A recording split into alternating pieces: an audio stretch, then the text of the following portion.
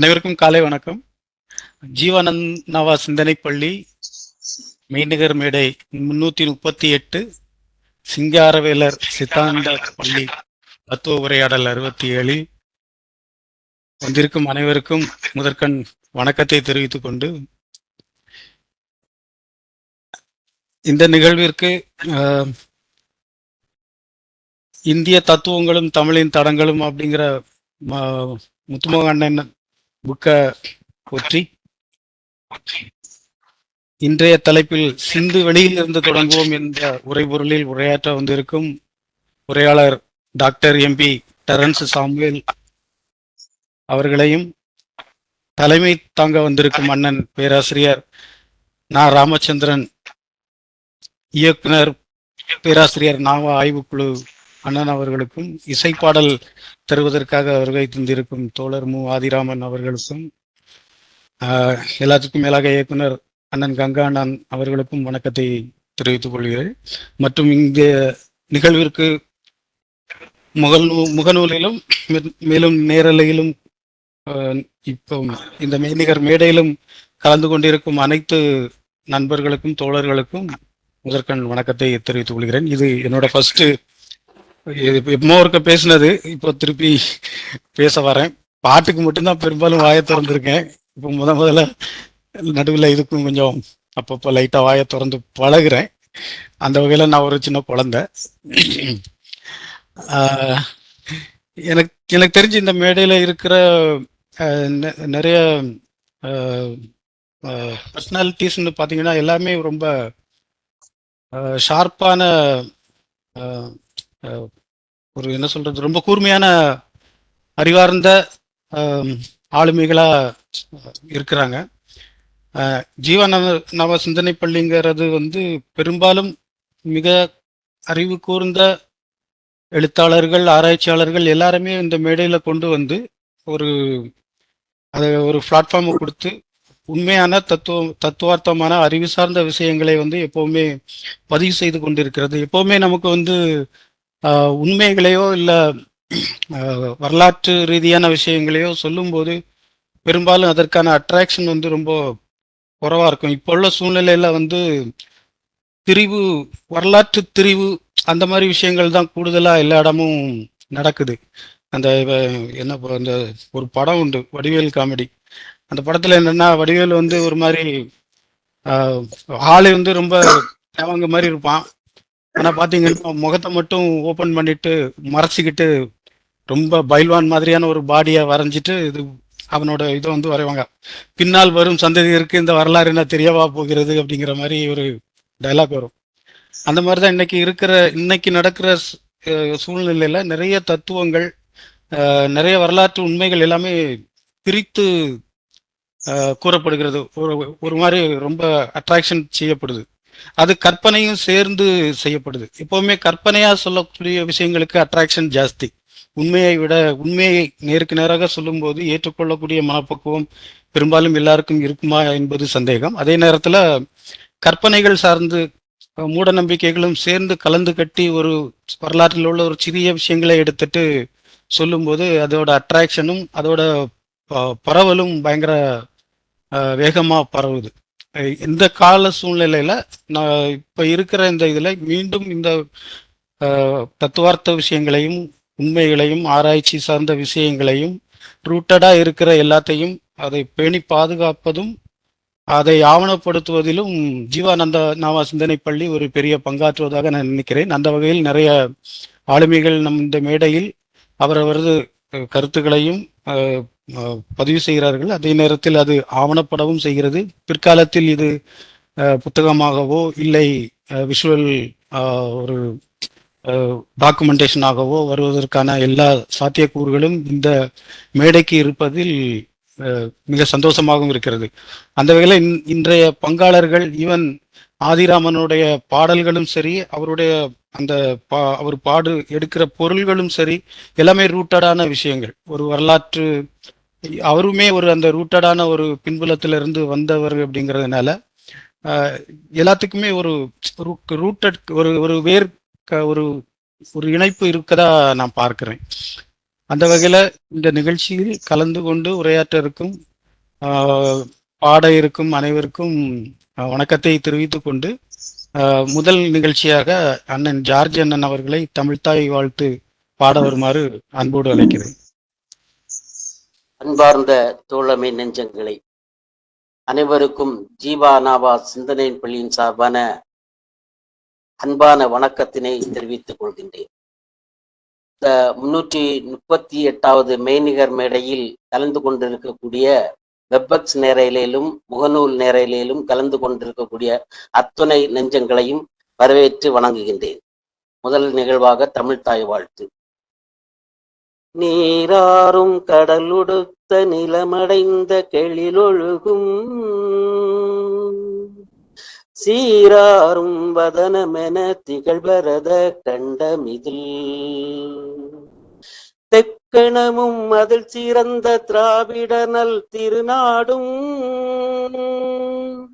தக்க சிறு பிறை நுதலும் தரித்தனரும் திலகமுமே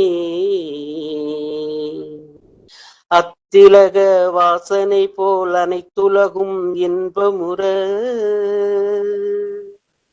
எத்திசையும் புகழ் மணக்க இருந்த பெரும் தமிழனங்கே தமிழனங்கே உன் சீரிழமை திறம்பியந்து செயல் மறந்து வாழ்த்துதுமே வாழ்த்துதுமே வாழ்த்துதுமே. நன்றி, வணக்கம்.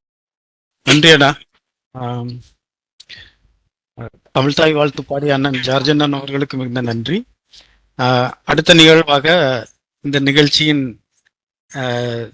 தலைமை தாங்கி தருமாறு பேராசிரியர் டாக்டர் நா ராமச்சந்திரன் அவர்களை அன்போடு அழைக்கிறேன். அதற்கு முன்னதாக ஒரு சின்ன அப்சர்வேஷன். அண்ணனோட நிறைய தத்துவார்த்த விஷயங்களையும் சரி, அந்த ஃபோக்லோர் விஷயங்களையும் சரி புக்காக நிறைய படித்ததில்லை.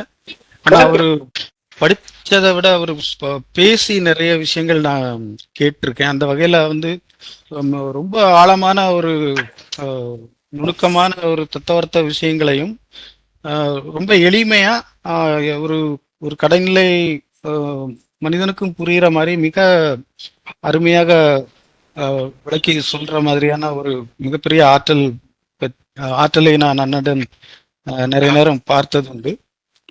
அந்த வகையில் எனக்கு நிறைய இன்ஸ்பிரேஷனும் உண்டு. அண்ணனோட அந்த டாபிக் கேட்டு நிறைய விஷயங்கள் என்னை இன்ஸ்பயர் பண்ணதும் உண்டு. சில என்னோட படைப்புகள்லையும் ஒரு சில விஷயங்கள் அண்ணனுடைய அந்த சில விஷயங்கள் நான் வெளிப்படுத்தியது உண்டு. பெரும்பாலும் நிறைய பேர் பார்த்திருக்க வாய்ப்பில்லை. அந்த வகையில் அண்ணனுடைய அந்த என்ன சொல்றது, அந்த ஸ்பீச்சஸ், அந்த தியரிட்டிக்கல் இது பிரசன்டேஷன், இதெல்லாம் ரொம்ப பிடிக்கும். அந்த வகையில் அண்ணன் ராமச்சந்திரன் அவர்களை இந்த நிகழ்ச்சியை தலைமையேற்று தருமாறு அன்போடு கேட்டுக்கொள்கிறேன். அதற்கு முன்னால் ஆமா, ஆதி அண்ணனை பத்தி நிறைய விஷயங்களை சொல்லலாம். ஏற்கனவே நமக்கு தெரிஞ்ச அண்ணன். இன்னொன்னு, அவருடைய பாட்டுகள் எல்லாமே ரூட்டடா இருக்கும், ரொம்ப ராவாவும் இருக்கும். சொல்ற விஷயங்கள்னு சொல்ல அறைகிற மாதிரி நல்லா சூப்பரா சொல்லுவார். அந்த அந்த குரல்லேயே அந்த உணர்வுகள் வந்து அவ்வளவு ரொம்ப அருமையா இருக்கும்.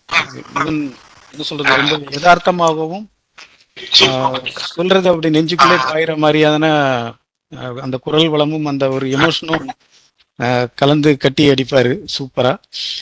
அண்ணனை இந்த நிகழ்வில் பாடுவதில் அழைப்பதில் நான் பெருமை கொள்கிறேன். அன்போடு ஆதிராமன் அவர்கள் பாடலை பாடுமாறு அழைக்கிறேன். அன்பான தொடர்களுக்கு வணக்கம். இன்றைய நிகழ்வில் சிந்து ஆய்வுகள் குறித்து தொடர் தரன்சாமியுடைய பிரமாண தத்துவ உரையாடலை கேட்பதற்கு முன்னால் என்னுடைய பாடலும் எவ்வளவோ நாகரிக முன்னேற்றங்கள் அடைந்து அதன் வழியாக மருத்துவின் உச்சகட்டத்தில் நம்ம இருக்கோம். இந்த நேரத்துல போயிட்டு பழையபடி கோமியங்குடி அதை குடின்ட்டு பிரச்சனை இல்லை. இந்த பாடல் வந்து ஒரு 15 நாட்களுக்கு முன்னாலேயே தயார் பண்ண பாடல். இல்ல நாமாவுடைய பாடல் குழப்பினால இந்த பாடல் போச்சு. இருந்தாலும் இந்த பாடலை இப்போது நம்ம தொடர்பு முன்னால எதுக்கு இத்தனை ஹாஸ்பிட்டல் எல்லாத்தையும் இழுத்து மூடு, 80 நோய்கள் குணமாக மூத்தரங்கறக்கும் பசுமாடு. எதுக்கு இத்தனை ஹாஸ்பிட்டல் எல்லாத்தையும் இழுத்து மூடு, 80 நோய்கள் குணமாக மூத்தரங்கறக்கும் பசுமாடு. MBBS படிக்க வேணாம், MDயும் முடிக்க வேணாம். MBBS படிக்க வேணாம், MDயும் முடிக்க வேணாம். ஒம்பாட்டங்க அணிய வித்து பணத்தை பாழாக்க வேணாம். ஒம்பாட்டங்க அணிய வித்து பணத்தை பாழாக்க வேணாம். டாக்டருக்கு வேலை இல்ல, மெடிக்கல் காலேஜ் தேவையில்லை. டாக்டருக்கு வேலை இல்ல, மெடிக்கல் காலேஜ் தேவையில்லை. மாத்திரை ஊசியால உடம்புக்கு பெருந்தொல்ல, மாத்திரை ஊசியால உடம்புக்கு பெருந்தொல்ல. பேங்க்ல லோன் கொடுப்போம் வாங்கிக்கோ, 4 பசுமாட்டு மூத்தரம் வித்து பொழைச்சிக்கோ. பேங்க்ல லோன் கொடுப்போம் வாங்கிக்கோ, 4 பசுமாட்டு மூத்தரம் வித்து பொழைச்சிக்கோ. எதுக்கு இத்தனை ஹாஸ்பிட்டல் எல்லாத்தையும் இழுத்து மூடு, 80 நோய்கள் குணமாக மூத்தரங்கறக்கும் பசுமாடு. மெத்த படிச்ச பல மேதாவிங்க சொல்லுறாங்க, மெத்த படிச்ச பல மேதாவிங்க சொல்லுறாங்க. மேல்நாட்டு சர்க்காருக்கும் சிபாரிசு பண்ணுறாங்க, மேல்நாட்டு சர்க்காருக்கும் சிபாரிசு பண்ணுறாங்க. அத்தனை நோய்களுக்கும் கோமியமே மருந்தாகும், அத்தனை நோய்களுக்கும் கோமியமே மருந்தாகும். ஐநாட்டு தரச்சான்று இதுக்கும் வந்திருக்கான், ISI தரச்சான்று இதுக்கும் வந்திருக்கான்.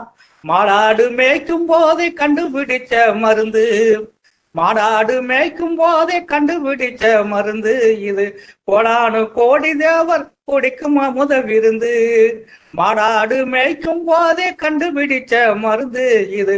கோடானு கோடி தேவர் குடிக்கும் அமுத விருந்து. எதுக்கு இத்தனை ஹாஸ்பிட்டல் எல்லாத்தையும் இழுத்து மூடு, 80 நோய்கள் குணமாக மூத்தரங்கறக்கும் பசுமாடு. புண்ணாக்கு தவிடு வச்சா பாலு தண்டா கறக்கும், புண்ணாக்கு தவிடு வச்சா பாலு தண்டா சுரக்கும். பாலு நெய் தயிர் வித்தா என்ன லாபம் கிடைக்கும், புண்ணாக்கு தவிடு வச்சா பாலு தண்டா சுரக்கும். பாலு நெய் தயிர் வித்தா என்ன லாபம் கிடைக்கும். கஞ்சி தண்ணி கலக்கி வச்சா கோமியம் நிறைய சுரக்கும், கஞ்சி தண்ணி கலக்கி வச்சா கோமியம் நிறைய சுரக்கும்.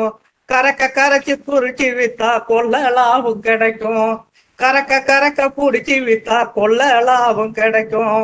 காளமாட்டு மூத்தரத்தை கலந்துடுவான் ஜாக்கிரதை, காளமாட்டு மூத்தரத்தை கலந்துடுவான் ஜாக்கிரதை. நோய்கள் குணமாக இல்லைன்னா வெளுக்கும் IIT யோக்கியத, நோய்கள் குணமாகலன்னா வெளுக்கும் IIT யோக்கியத. எதுக்கு இத்தனை ஹாஸ்பிட்டல் எல்லாத்தையும் இழுத்து மூடு, 80 நோய்கள் குணமாக மூத்தரங்கறக்கும் பசுமாடு, 80 நோய்கள் குணமாக மூத்தரம் கறக்கும் பசுமாடு. நன்றி நன்றி தோழர்களே. சூப்பர் நாய், சூப்பர் சூப்பர். ஜீவானாபா சிந்தனை பள்ளியினுடைய 338வது மெய்நிகர் மேடையில் 67வது தத்துவ உரையாடல் இப்பொழுது தொடங்க இருக்கிறது. அண்ணன் முத்துமோகன் அண்ணனுடைய இந்திய தத்துவங்களும் தமிழின் தடங்களும் என்கின்ற ஒரு அற்புதமான ஏராளமான தகவல்களை உள்ளடக்கிய தத்துவங்கள் குறித்த ஒரு புது பார்வையை நமக்கு தரக்கூடிய நூலின் 22வது கூட்டமாக இது நிகழ்கிறது. தொடர்ச்சியாக மிகச் சிறப்பான முறையில் தம்பி தரன் சாமுவேல் அவர்கள் இந்த தத்துவ உரையாடலை நமக்கு நிகழ்த்தி தருகிறார்கள்.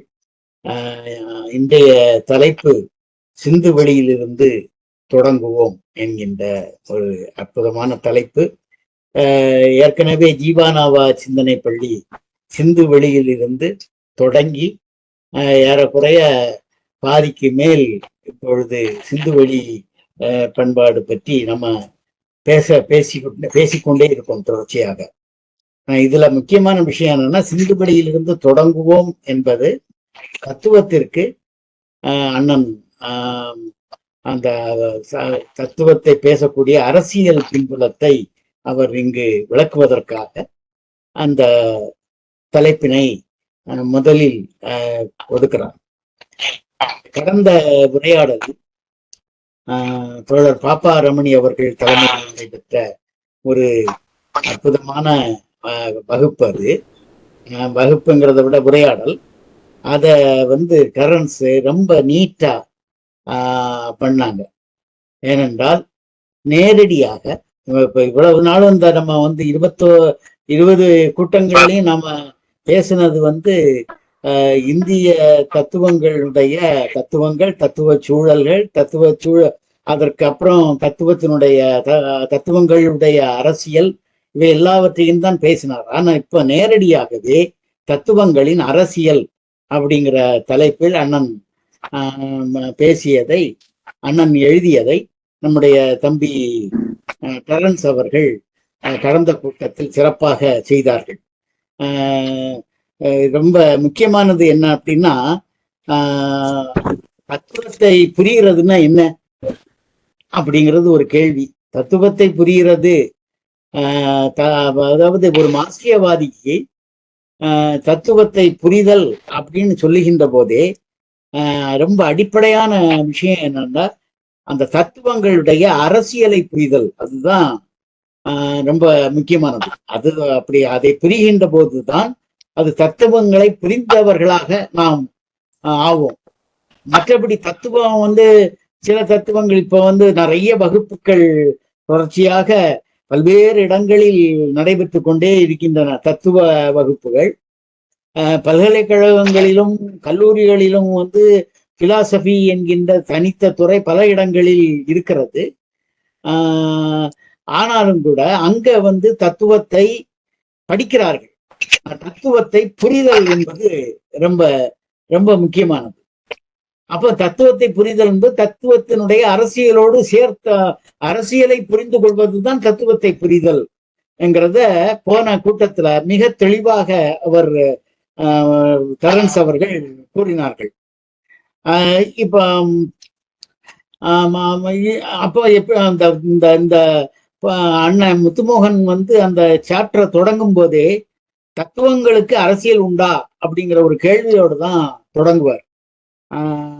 ரொம்ப இன்ட்ரெஸ்டிங்கா இருக்கு. அந்த கேள்விதான் என்ன செய்யுது அப்படின்னு சொன்னா, நம்ம அந்த இயலுக்குள் நம்மை இழுத்து செல்கிறது. தத்துவங்களுக்கு அரசியல் உண்டா என்கின்ற கேள்வி ரொம்ப முக்கியமானது.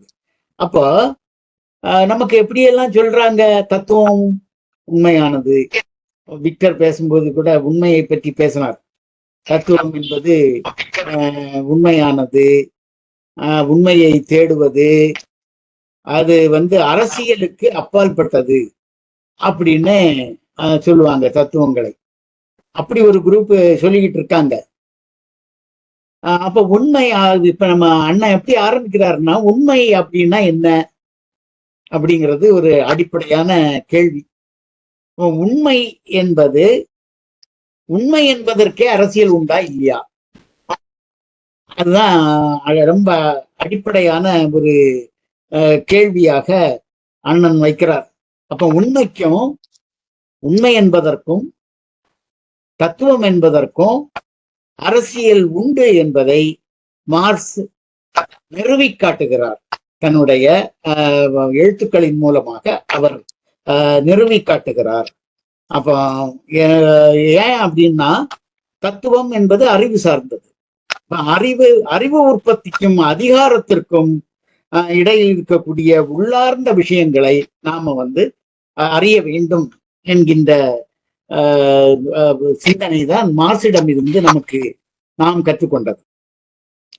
அப்ப இப்போ என்ன ஆகுதுன்னா, இந்திய தத்துவங்கள், ஏராளமான தத்துவங்கள், இந்திய தத்துவங்கள், அந்த தத்துவங்களுக்கு, எல்லா தத்துவங்களுக்கும் அதற்கான அரசியல் இருக்கிறது அப்படிங்கிறது ரொம்ப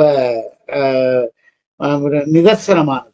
குறிப்பாக இந்த அரசியலை எடுத்துக்காட்டிய பணியை, இந்திய தத்துவங்களுடைய அரசியலை எடுத்துக்காட்டிய பெருமை என்பது அம்பேத்கருக்கும் பெரியாருக்கும் தான் இருந்தது என்பதை கூர்மையாக அண்ணன் சொல்றார்.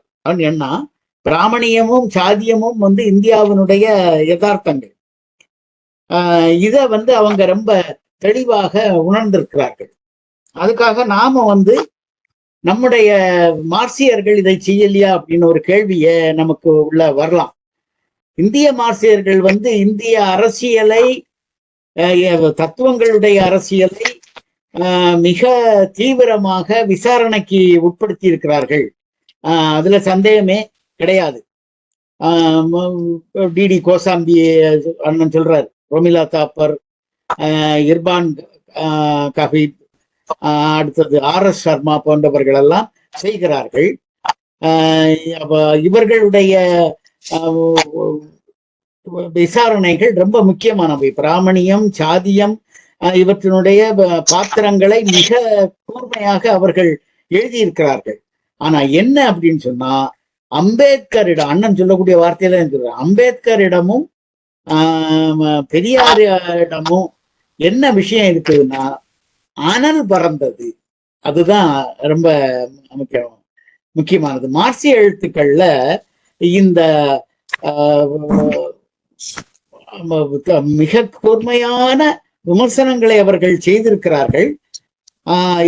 என்ன செய்ய வேண்டும்? மார்க்சிய அறிஞர்கள் கண்டு உணர்ந்தவற்றை, இந்திய தத்துவங்களை பற்றி அவர்கள் சொன்னவற்றை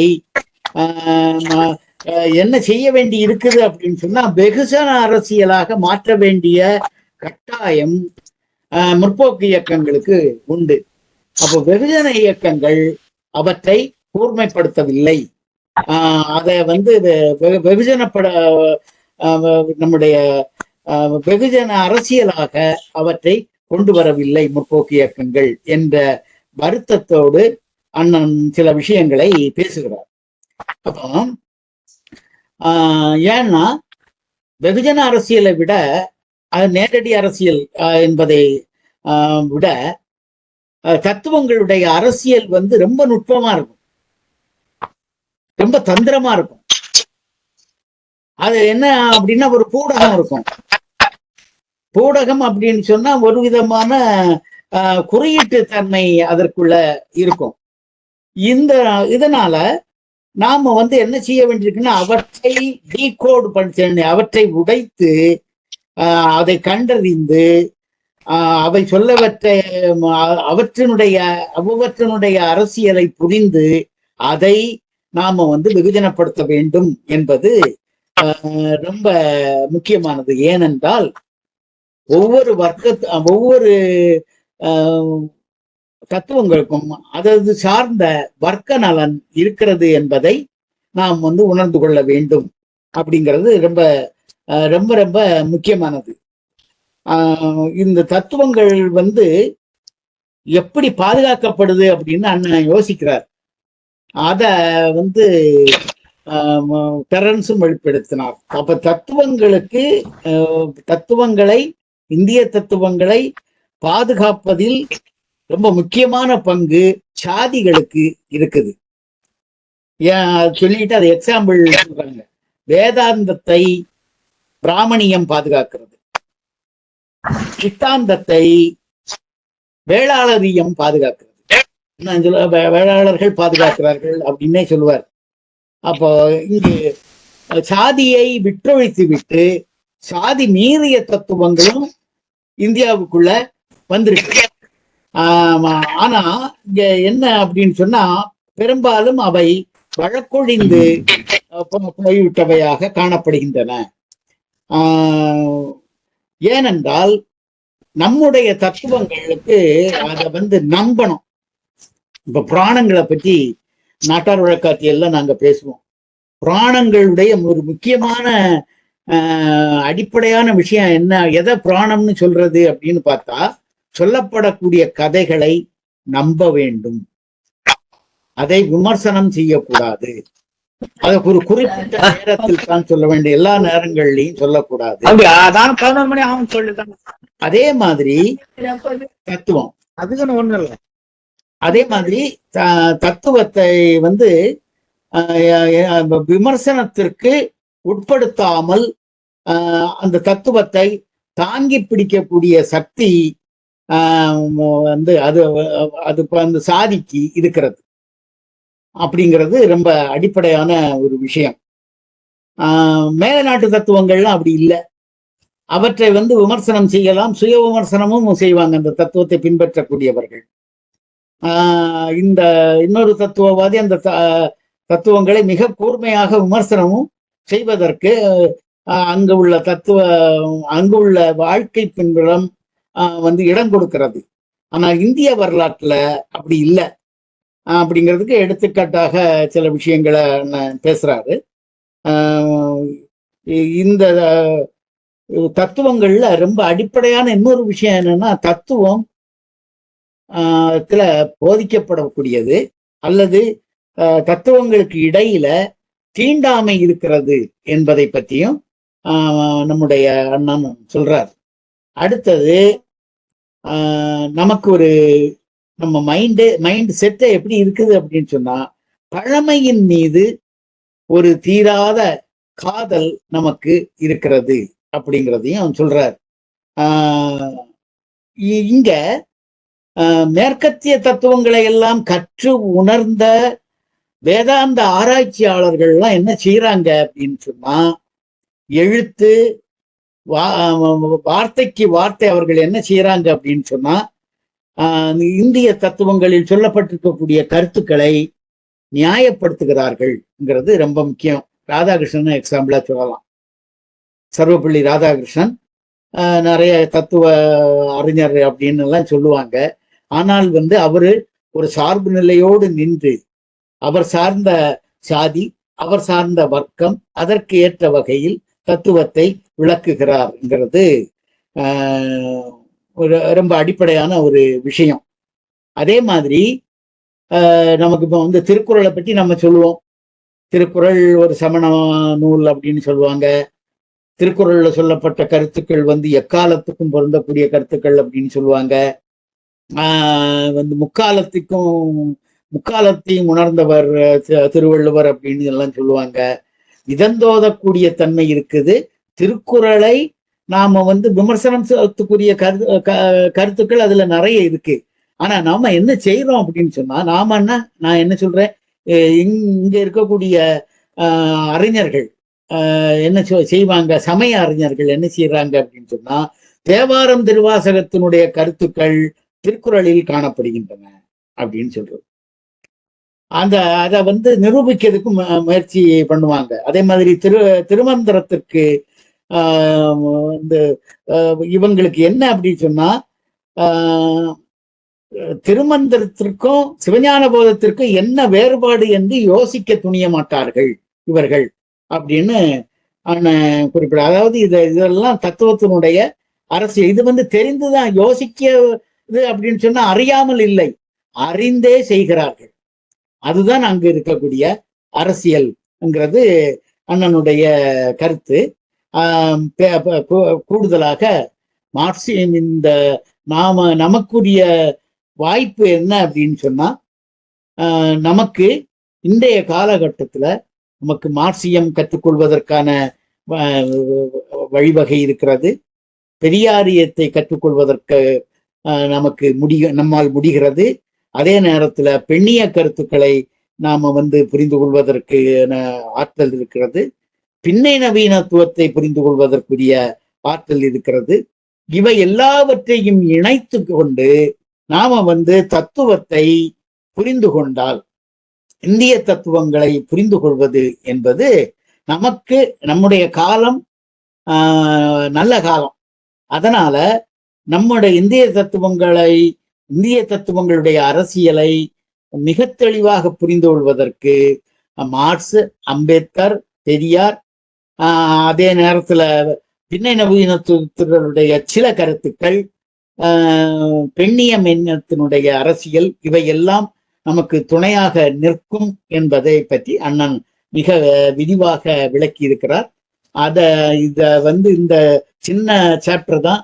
அதை போன தடவை 1 மணி நேரம், கூட 50 நிமிடத்திற்கு மேல் தம்பி டெரன்ஸ் மிக சிறப்பாக விளக்கினார்கள்.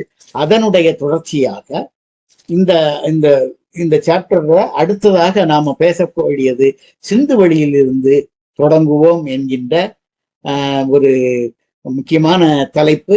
அந்த தலைப்பில் இன்று நாம் உரையாற்ற இருக்கிறோம்.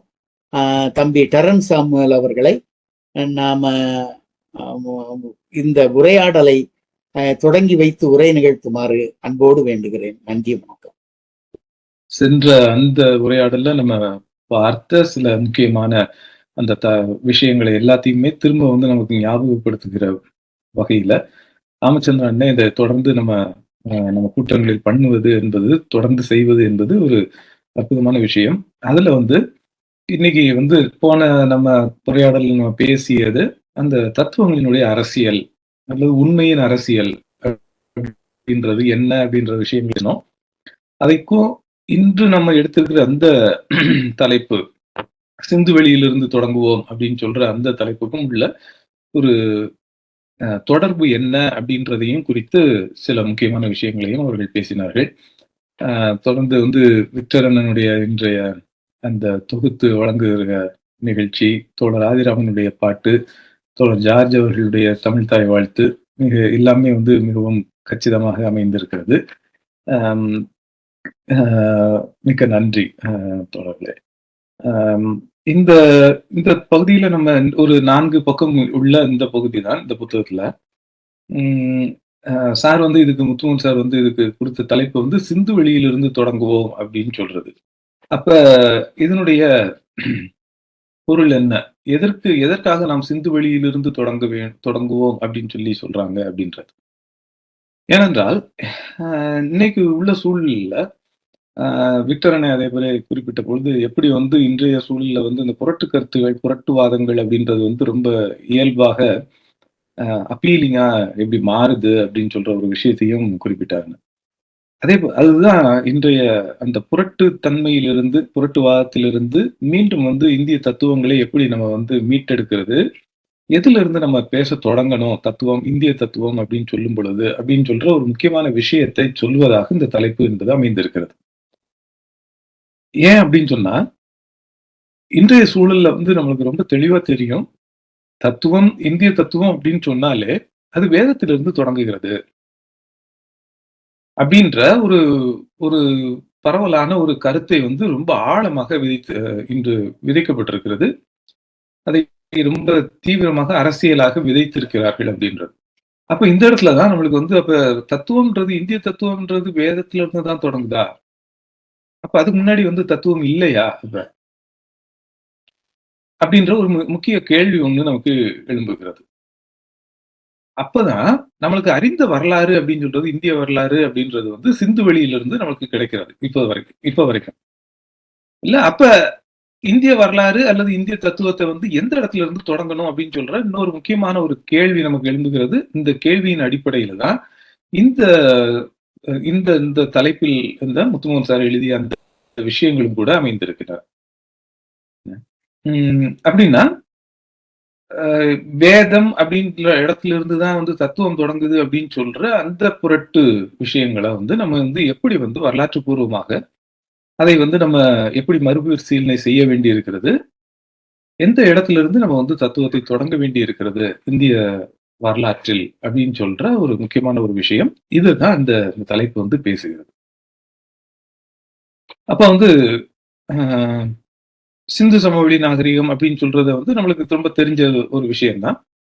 ஏறக்குறைய நம்ம கிமு 20ஆம் நூற்றாண்டிலிருந்து நம்மளுக்கு இந்த சிந்துவெளி நாகரிகம் வாழ்ந்ததாக, அதுவும் குறிப்பாக ஹரப்பா, மொஹஞ்சதாரோ அந்த நகரங்களை ஒட்டிய பகுதிகளில் இந்த நாகரிகம் செழிப்படைந்து இருந்ததாக, சிந்து நதிக்கரை அந்த பகுதியில இந்த நாகரிகம் மிக செழிப்படைந்து இருந்ததாக நமக்கு வரலாற்று ஆய்வுகள், அகழ்வாய்வுகள், அது குறித்த ஆராய்ச்சிகள் நமக்கு ரொம்ப தெளிவாக சொல்லுகின்றன. அப்ப இது நம்மளுக்கு இந்த சிந்துவெளி நாகரிகம் குறித்து கிடைக்கிற தகவல்கள் எல்லாமே நம்மளுக்கு அகழ்வாய்வுகளிலிருந்து கிடைக்கின்ற தகவல்கள். அப்ப முதல்ல நம்மளுக்கு வந்து சார் எழுப்புற முக்கியமான கேள்வி, அப்ப அகழ்வாய்வு இது தகவலிலிருந்து நம்ம வந்து தத்துவம் பேச முடியுமா அப்படின்னு சொல்ற ஒரு முக்கியமான ஒரு ஹைபோதேசிஸ், ஒரு கருதுகோளை ஒண்ணு முன்வைத்து அந்த கருதுகோளின் அடிப்படையில் அது பேச முடியுமா அப்படின்னு சொல்றதையும் வந்து பேச முடியும் என்பதாக இந்த கட்டுரையில வந்து அவர்கள் நிரூபித்திருக்கிறார்கள். அப்படின்னா சிந்துவெளி சமவெளி நாகரிகத்தில் இருந்து நமக்கு கிடைக்கின்ற இந்த அகழ்வாய்வு தகவல்கள், அதிலிருந்து நமக்கு கிடைத்திருக்கிற அந்த சித்திரங்கள், அதிலிருந்து கிடைத்திருக்கிற இந்த முத்திரைகள், இவைகள் எதை பற்றி பேசுகின்றன, எதை குறித்ததாக இருக்கின்றன, இது குறித்து மானுடவியல் என்பது என்ன சொல்லுகிறது, இந்த கிடைத்த இந்த முத்திரைகள், இந்த சித்திரங்கள், இவைகளிலிருந்து நமக்கு வந்து மானுடவியலும் வரலாறும் நமக்கு என்ன சொல்கிறது. ஏன்னா அப்படின்னா அந்த அந்த தகவல்களிலிருந்து நம்ம வந்து எந்த விதமான தத்துவத்தை நம்ம இந்த சிந்துவெளி நாகரிகம் கொண்டிருந்ததாக நம்ம சொல்ல முடியும் அப்படின்ற ஒரு இடத்துக்கு இந்த கட்டுரை ஒன்று நமக்கு வந்து முன்னோக்கி நகர்த்தி செல்கிறது. சரி, நமக்கு நல்லா தெரிஞ்ச ஒரு விஷயம்தான் என்ன, சிந்துவெளி நாகரிகத்தினுடைய தொடக்கம் வந்து இந்த ஹரப்பா மொஹஞ்சதாரோ அப்படின்னு சொல்ற இந்த நகர பகுதிகளிலிருந்து தொடங்குகிறது அப்படின்றது. அதோட கூடுதலாக நமக்கு கிடைக்கிற ஒரு விஷயம் என்னன்னா, இது ஒரு விவசாய நாகரிகம் சார்ந்த ஒரு ஒரு நாகரிகமாக இது அறியப்படுகிறது.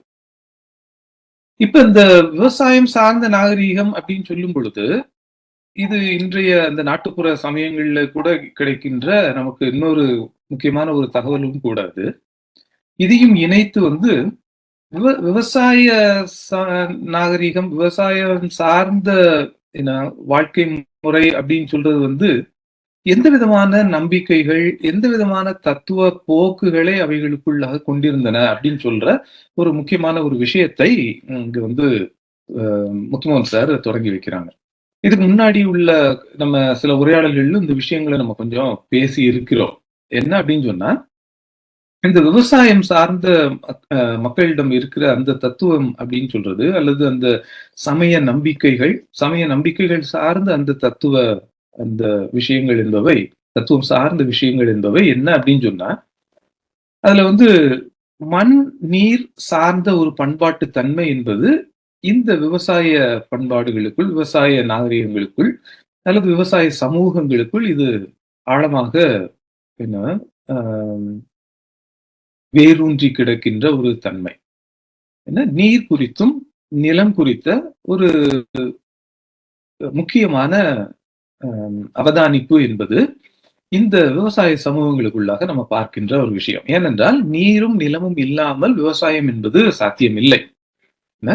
அதே போல சூரிய ஒளி அப்படின்னு சொல்றதையும் நம்ம எடுத்துக்கலாம்.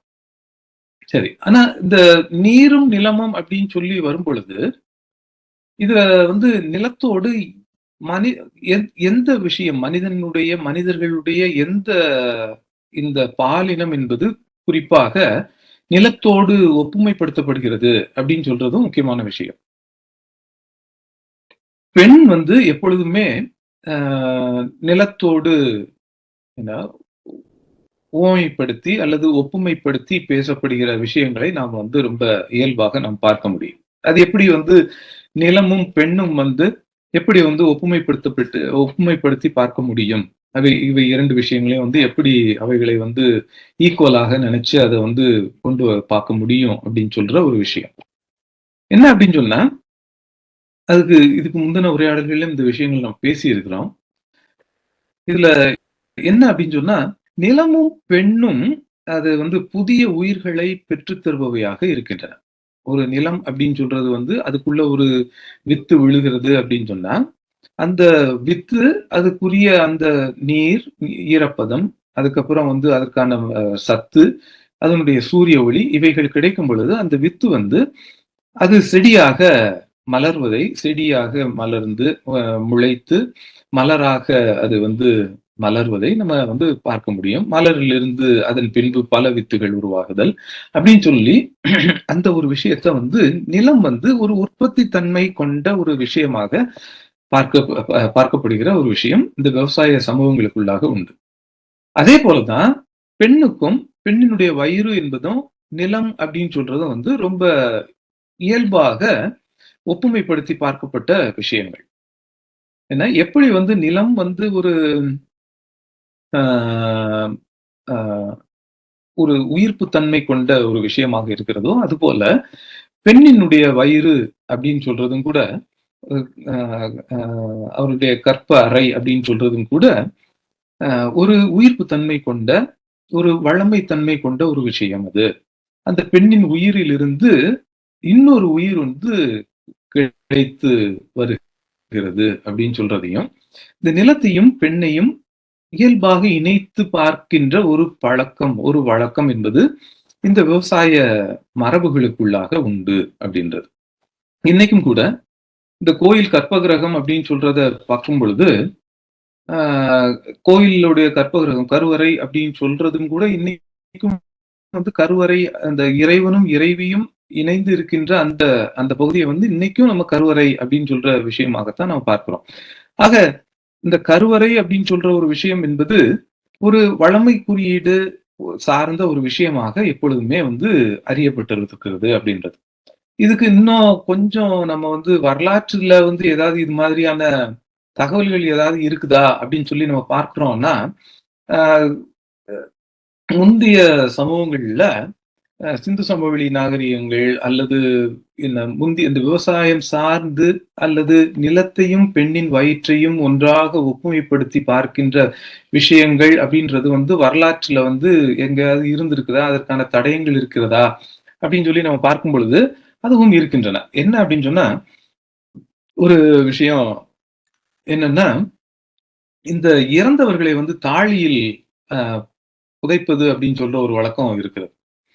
ஏன்னா அந்த தாழியில வந்து புதைக்கின்ற வழக்கத்துல வந்து அந்த இறந்த மனிதரை வந்து எப்படின்னா, அது வந்து தாயின் வயிற்றில் கருவறையில் எப்படி வந்து ஒரு குந்திக்கால் போட்டு உட்கார்ந்து அப்படின்னு சொல்றது இருக்கு இல்லையா, இப்படி வந்து காலை மடக்கி இப்படி உட்கார்ந்து உடம்போடு அந்த காலை வந்து ஒன்றாக இணைத்து வைத்து அந்த தாழிக்குள்ள இருத்தி அந்த தாழியை வந்து அந்த மண்ணில் புதைப்பது, நிலத்தில் புதைப்பது அப்படின்னு சொல்ற வழக்கங்கள்லாம் இருந்திருக்கிறது அப்படின்றது. இது எந்த இதை காட்டுது அப்படின்னு சொன்னா, நம்மளுக்கு வந்து தாயின் கருவறையையும் வந்து நிலத்தின் அந்த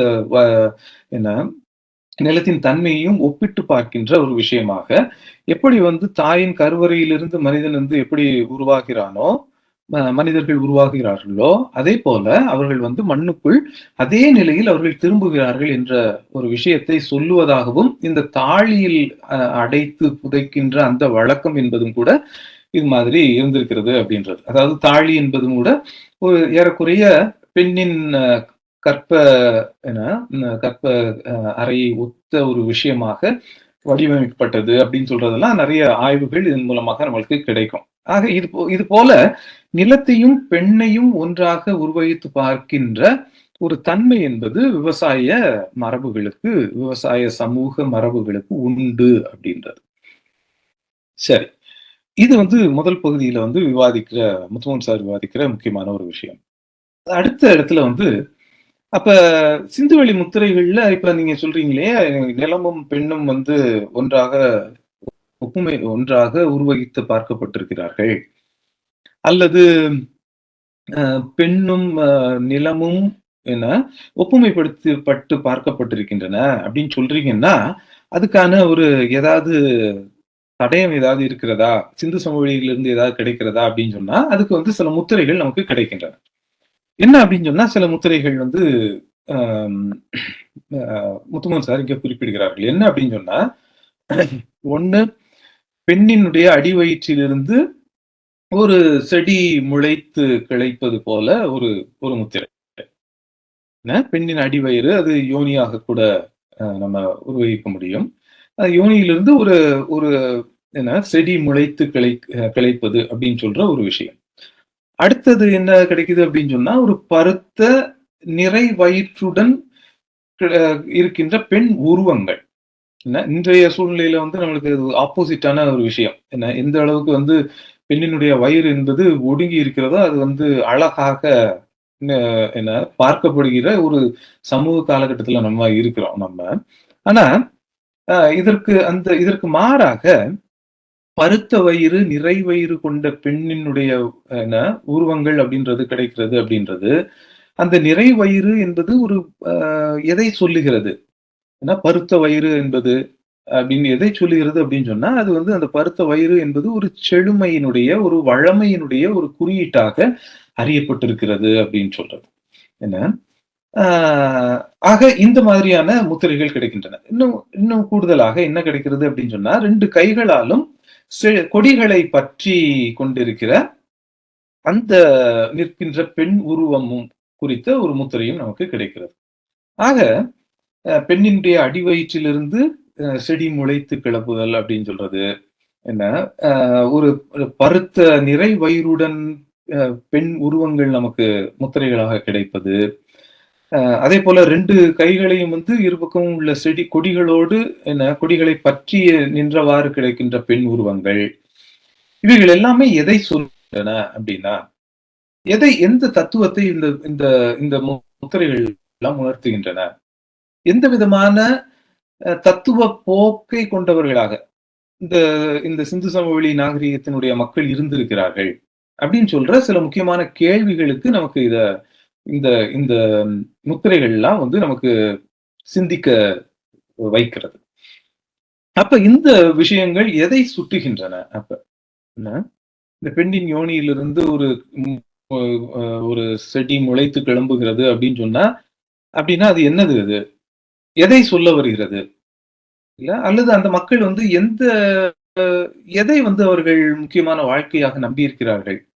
ஏன்னா ஒரு வாழ்க்கையின் தத்துவமாக அதை வந்து எந்த விஷயத்தை அவர்கள் அந்த முத்திரையின் மூலமாக சொல்ல வருகிறார்கள் அப்படின்றதெல்லாம் ரொம்ப இயல்பாக நம்மளுக்கு புரிகின்ற ஒரு விஷயம். என்னன்னா, யோனியிலிருந்து செடி முளைத்து கிளம்புதல் அப்படின்றது வந்து ஏறக்குறைய அந்த அடிவயிறும் நிலமும் ஒன்றாக இணைத்து பார்க்கப்பட்டிருக்கின்றன அப்படின்னு சொல்ற ஒரு விஷயம்.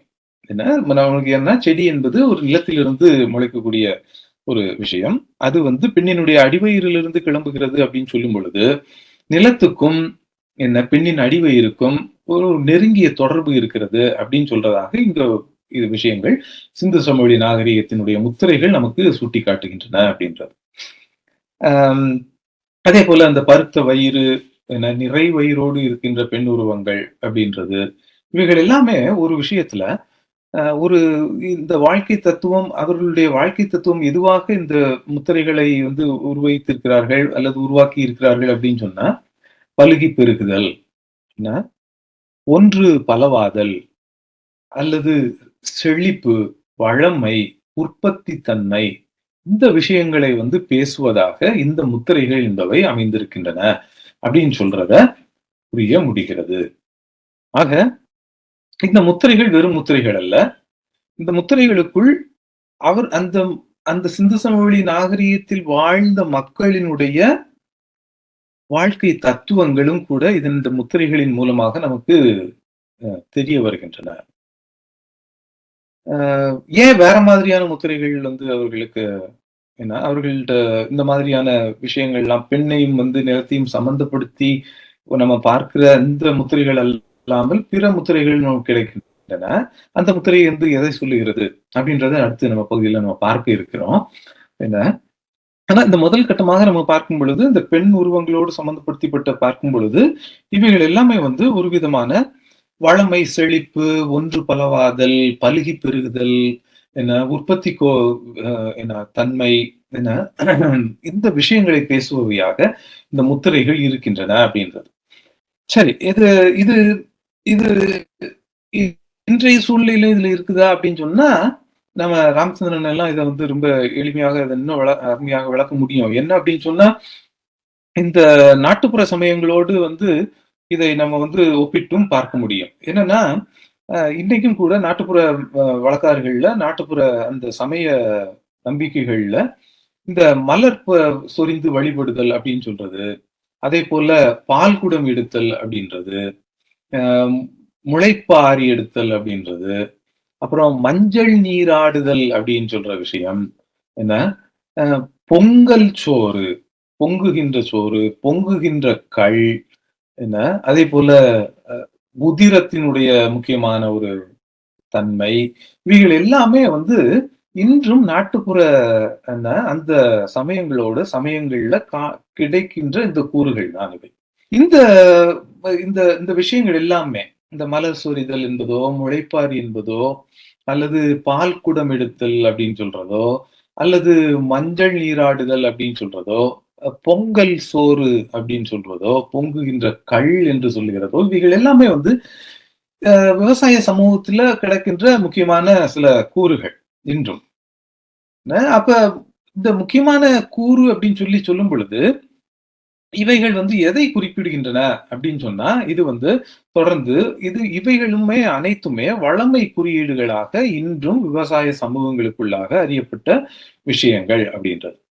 ஆனால் இந்த வளமை குறியீடுகளுக்குள்ளாக எந்த ஒரு ஒற்றை வடிவம் கொண்ட அந்த விஷயங்கள் எதுவுமே இல்லை அப்படின்றது. அது வந்து பல்வித தன்மைகளை, பன்மை தன்மைகளை கொண்ட விஷயங்களாக இவைகள் அனைத்துமே, இந்த குறியீடுகள் அனைத்துமே இருக்கின்றன அப்படின்றதையும் நம்ம பார்க்க முடியும்.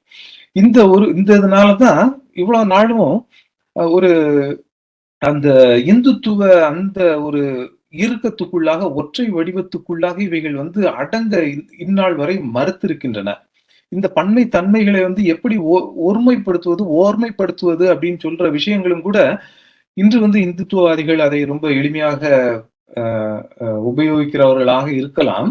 ஆனால் இதற்கு முன்னால வந்து அது வந்து ஏன் வந்து இந்த வைதீக அமைப்புகளுக்குள்ளாக வந்து அடங்க மறுத்தன அப்படின்னு சொல்ற விஷயமாகவும் இந்த பன்மை தன்மைகள் வந்து அதுக்குள்ளாக இருந்தன.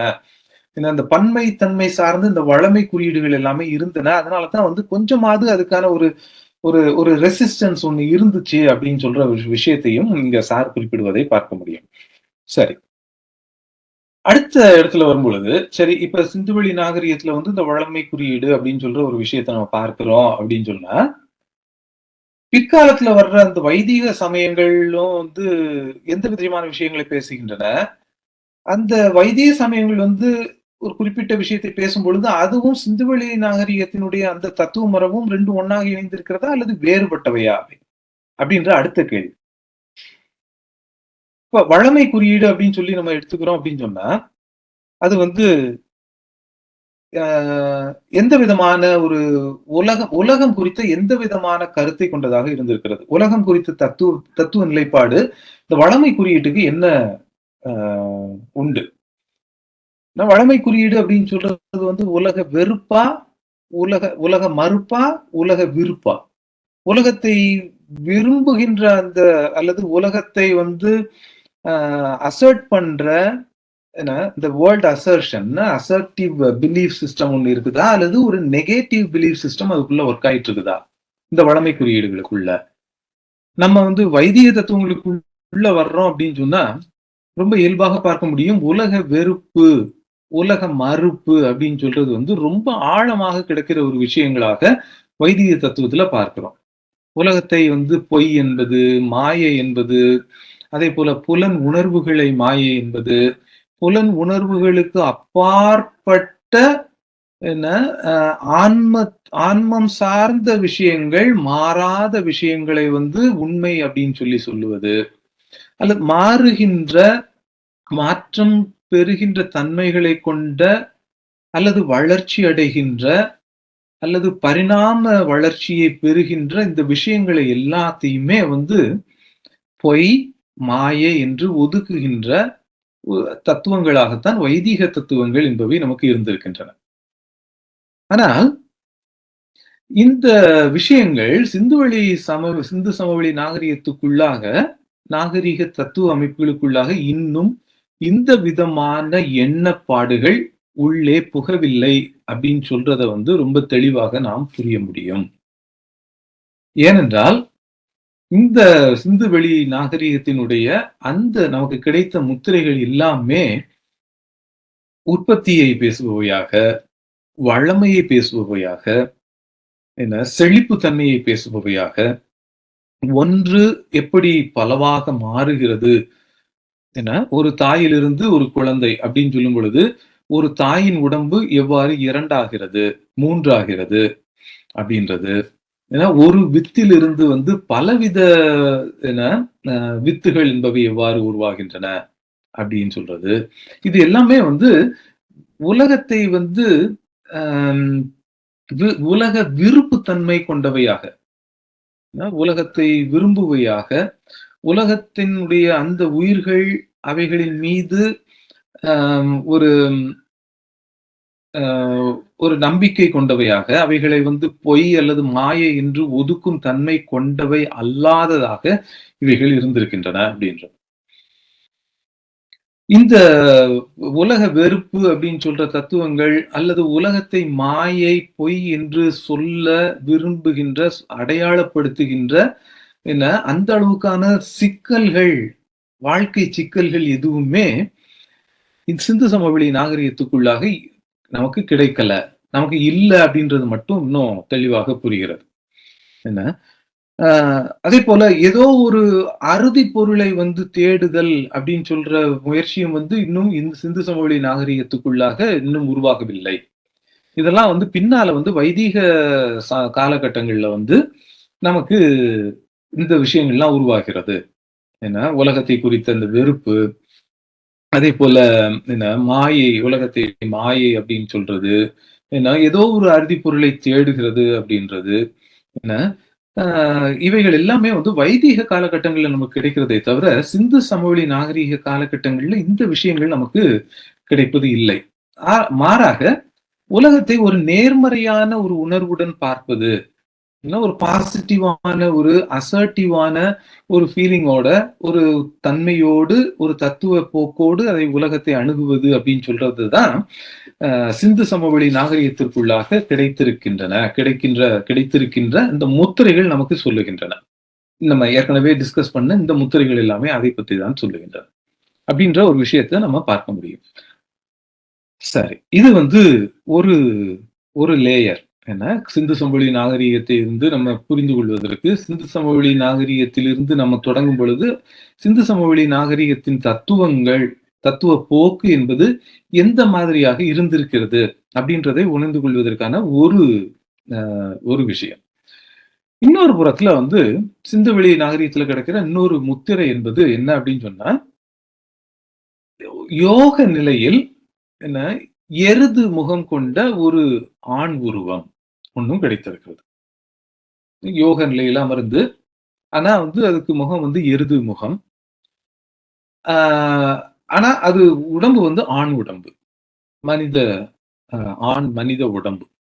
சரி, இதுல என்ன இது என்னது? இது புது விதமான முத்திரையா இருக்குது.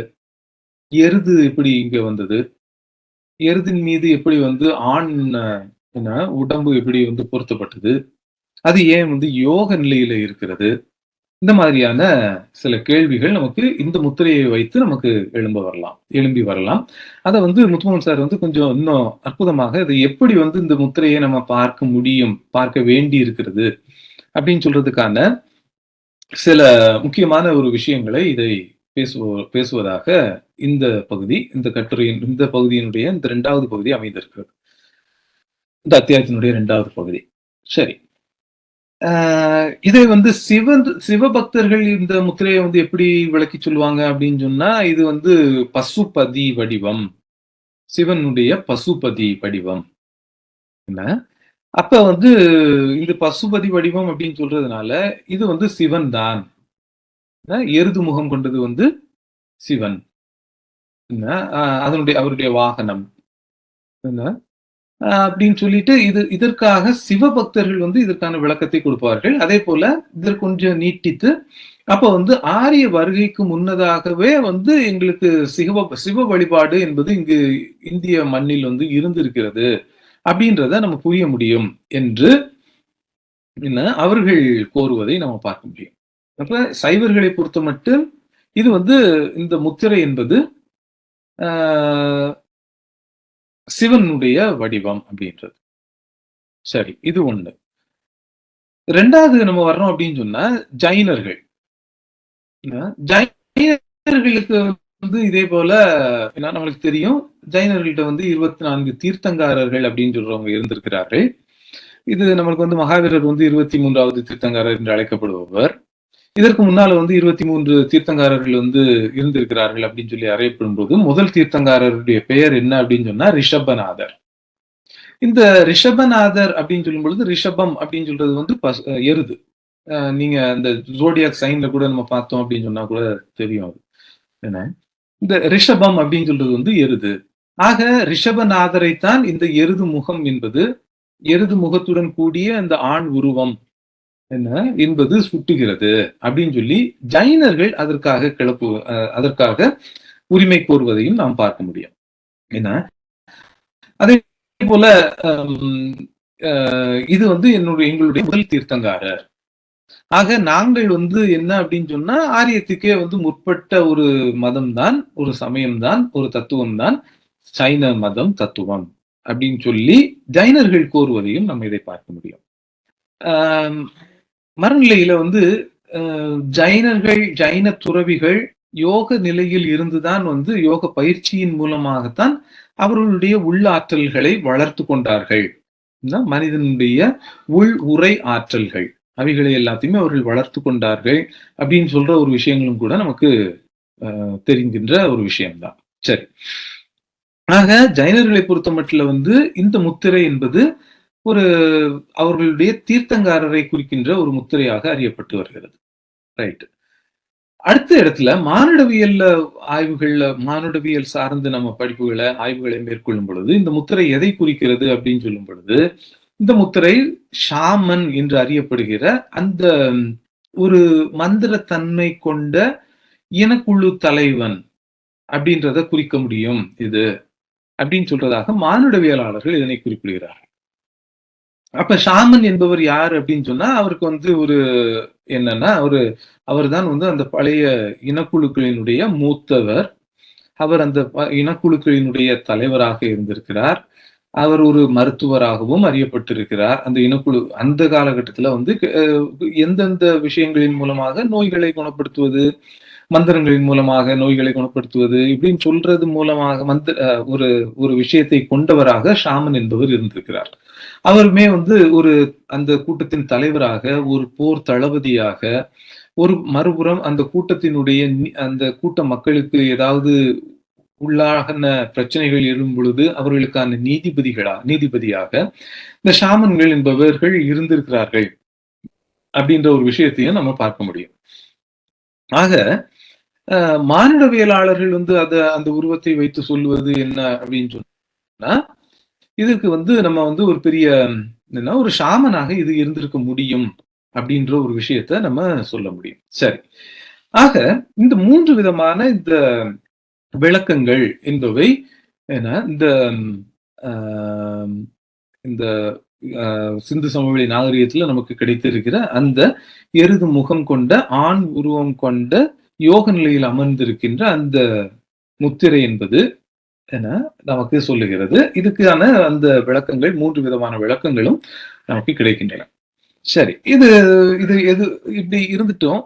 ஆனா நம்மளுக்கு தேவையான ஒரு விஷயம் என்ன அப்படின்னு சொன்னா, முத்துமோன் சார் இதுல வந்து கேட்கிற முக்கியமான கேள்வி என்ன அப்படின்னு சொன்னா,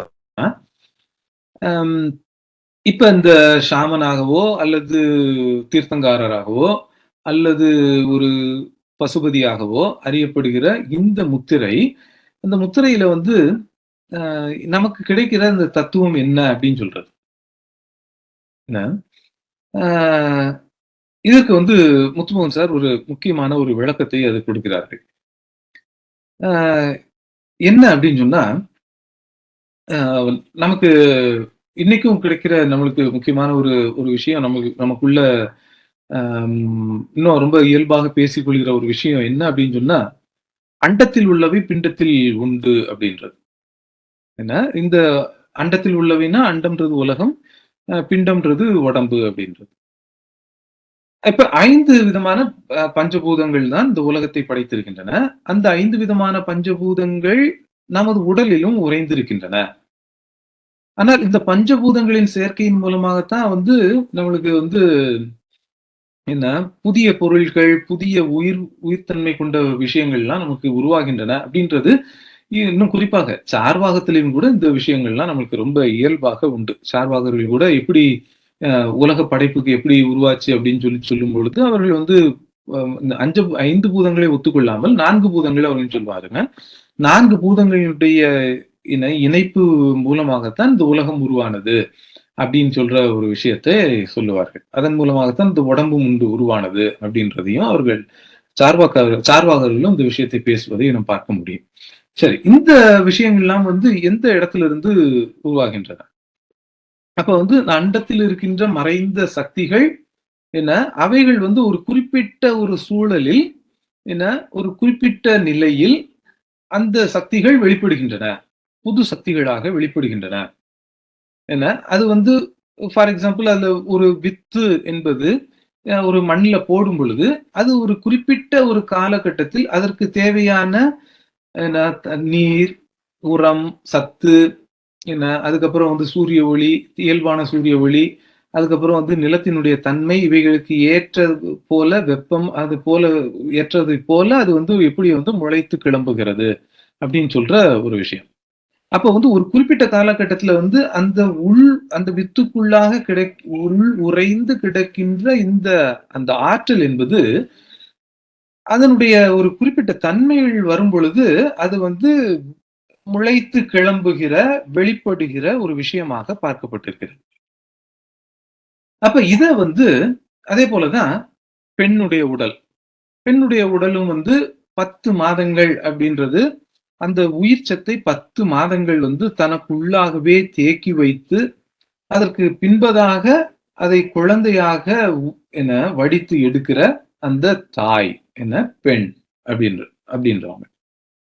ஆக இதுக்கு ஒரு குறிப்பிட்ட அதுக்கு உள்ள நமக்கு உள்ளுரை தன்மைகள் இருக்கின்றன. உள்ளுரைந்த ஆற்றல் ஒன்று இருக்கிறது. அந்த உள்ளுரைந்த ஆற்றல் என்பது ஒரு குறிப்பிட்ட காலகட்டத்துல வந்து அது வந்து இயல்பாக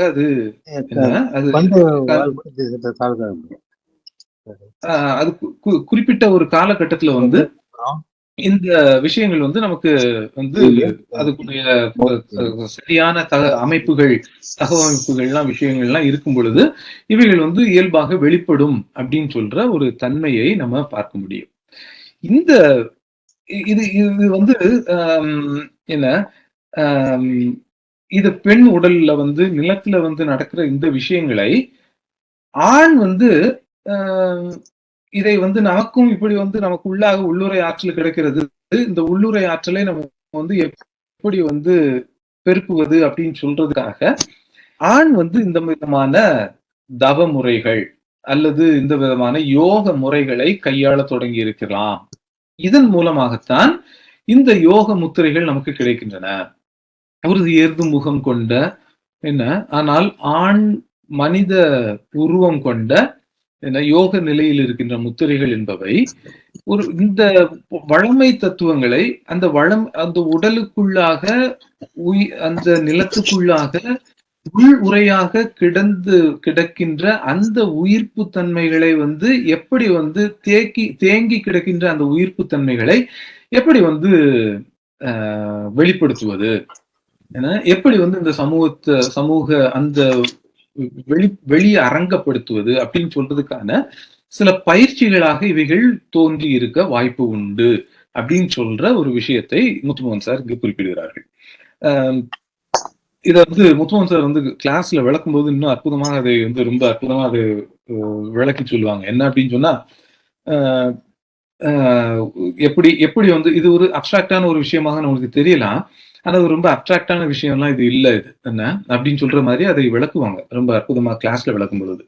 என்ன அப்படின்னு சொன்னா, ஒரு குழந்தை ஒண்ணு உருவாகுது அப்படின்னு சொன்னா, ஒரு தாயினுடைய வயிற்றுக்குள்ள, பெண்ணினுடைய வயிற்றுக்குள்ள ஒரு குழந்தை உருவாகுது அப்படின்னு சொன்னா, அந்த குழந்தையை வந்து என்ன வளர்த்து எடுப்பதற்காக, தன்னுடைய கருவறையிலேயே வளர்த்து எடுப்பதற்காக அந்த பெண் வந்து எந்த விதமான பாஸ்டர்ஸ் எல்லாம் மேற்கொள்ளணும். அது வந்து இப்படி அவங்க நினைச்சபடி எல்லாம் இந்த பக்கம் அந்த பக்கம் தடா திரும்பிட முடியாது.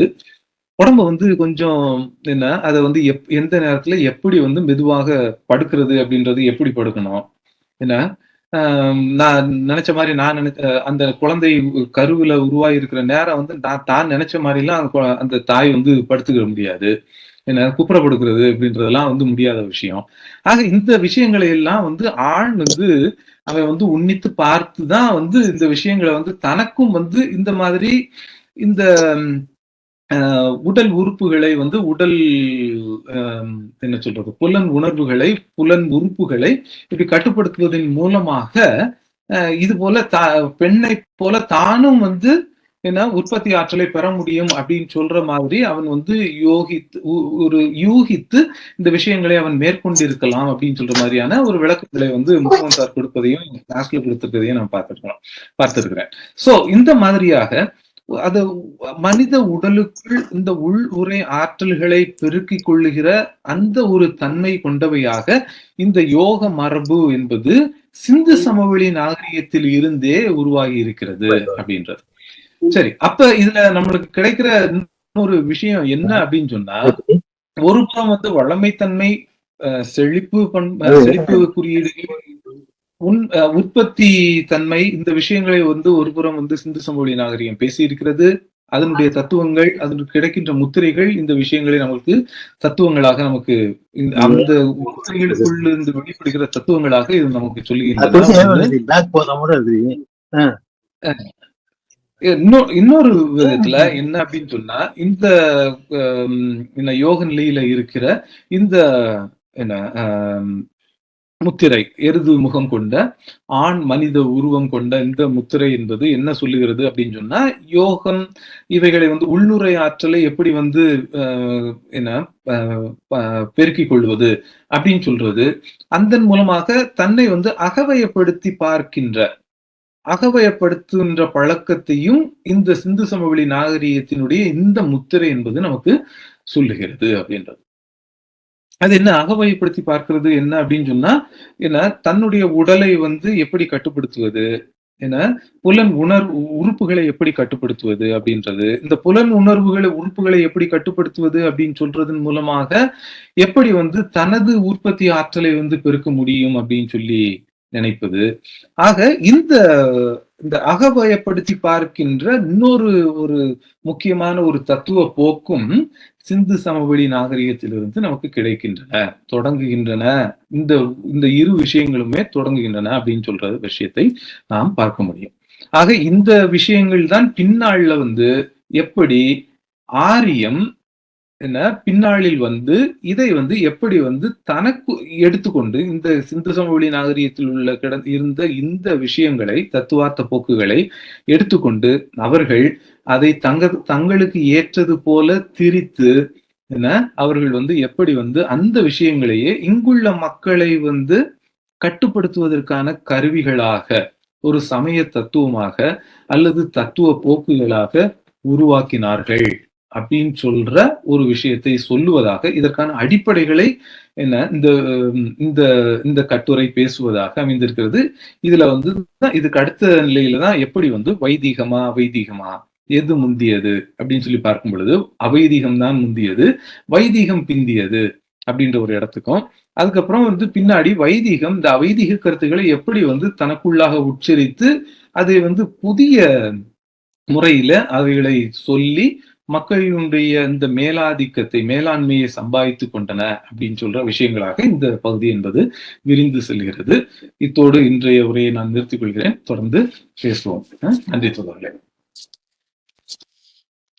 சிந்து வெளியிலிருந்து தொடங்குவது வந்து ரொம்ப அற்புதமான விளக்கமாக இன்னைக்கு தம்பி டெரன்ஸ் முத்துமோகனனுடைய நூலிலிருந்து, குறிப்பாக இந்த கட்டுரையிலிருந்து சிறப்பாக விளக்கியிருக்கிறார்.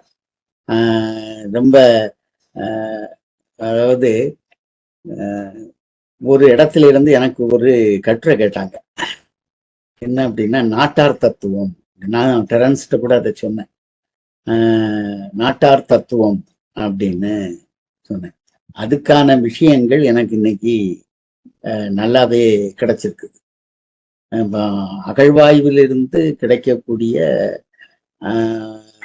முத்திரைகள் அல்லது அகழாய்வு தரவுகள் இவற்றையெல்லாம் வைத்து கொண்டு அந்த காலத்தினுடைய மக்கள் தத்துவார்த்த ரீதியாக எப்படி யோசித்திருக்கிறார்கள் என்பது ரொம்ப ரொம்ப முக்கியமான ஒரு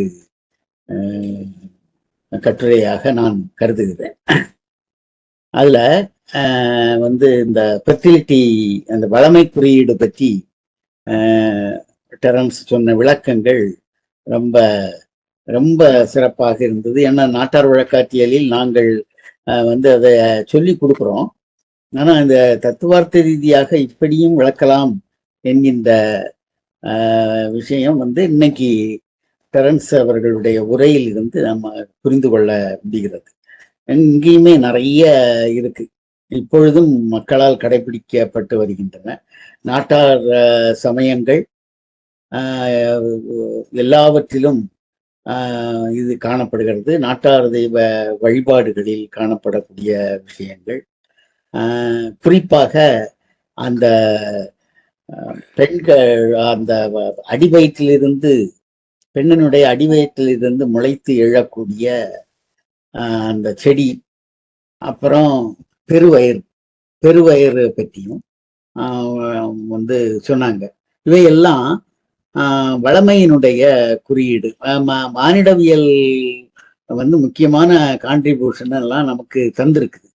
அதுல இந்த ஃபெர்டிலிட்டி கல்ட் என்று சொல்லக்கூடிய இந்த வளமை வழிபாடு அது வந்து ரொம்ப முக்கியமானது. இன்னும் அவை நம்முடைய கிராமங்களில் மக்களிடையே இன்னும் வழக்கில் இருக்கக்கூடிய விஷயங்கள்.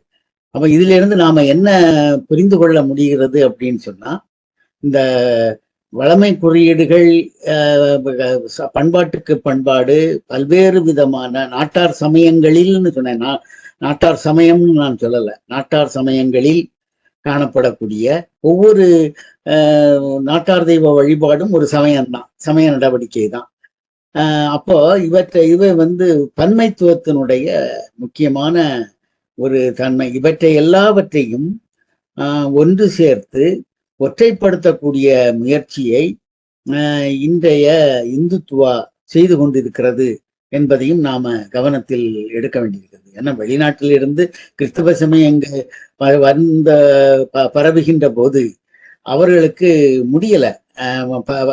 மக்கள் அவரவர்களுடைய வழிபாட்டு முறைகளில் இருப்பவர்களை ஒன்றிணைத்து அவர்களிடம் கிறிஸ்தவத்தை பரப்புவதற்கு இயலாத போது அவர்களுடைய வழிபாட்டோடு காம்ப்ரமைஸ் செய்து கொண்டது கிறிஸ்தவம்ங்கிறது தான் நமக்கு முக்கியமான விஷயம். ஆனா இப்போது என்ன நடக்குது அப்படின்னு சொன்னா, பக்தி என்கிறதனுடைய பெயரால்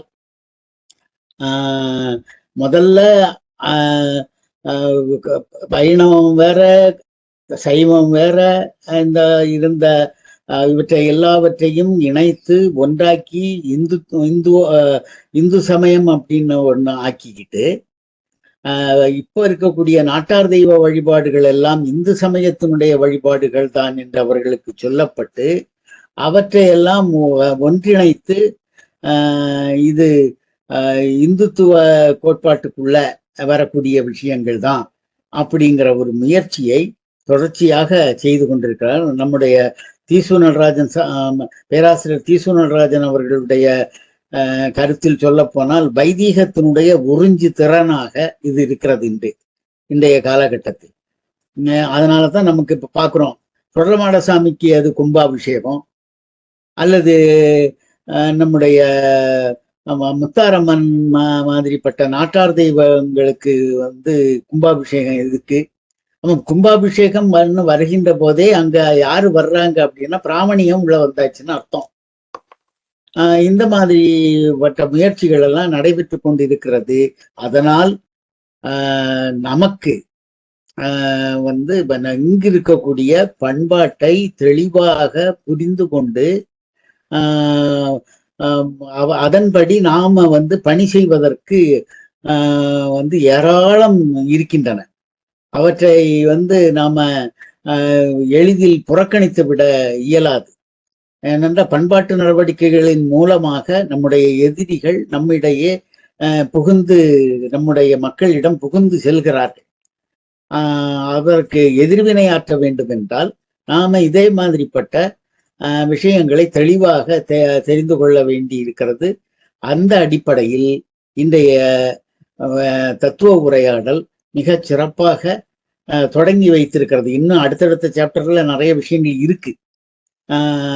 அவற்றை ஒவ்வொன்றாக பார்க்கலாம். இன்றைய சிந்துவெளி பண்பாட்டிலிருந்து தொடங்குவோம்ங்கிறது ஆதி காலத்திலேயே திராவிட பண்பாடு இதுல ரொம்ப கவனமாக இருந்திருக்கிறது. மக்களிடையே இருந்த அவற்றை எல்லாம் இன்னைக்கு என்ன பண்ணிடுறாங்க அப்படின்னு சொன்னா வேற முறையில திரித்து வெளியிடுகிறார்கள். அதையும் நாம கவனத்தில் எடுக்க வேண்டி இருக்கிறது. குறிப்பாக அந்த மாடு, அந்த மனித உருவம், அத யோக நிலையில் இருக்கக்கூடியது என்று விளக்கங்கள் சொல்லப்பட்டு இருக்கின்றன. அது பற்றியெல்லாம் தம்பி டெரன்ஸ் மிக விரிவாக விளக்கி இருக்கிறார். இனி நாம என்ன செய்ய வேண்டியிருக்குன்னா இந்த உரையின் மீதான உரையாடலை நாம் இப்போது தொடங்கலாம் ஒவ்வொருவராக.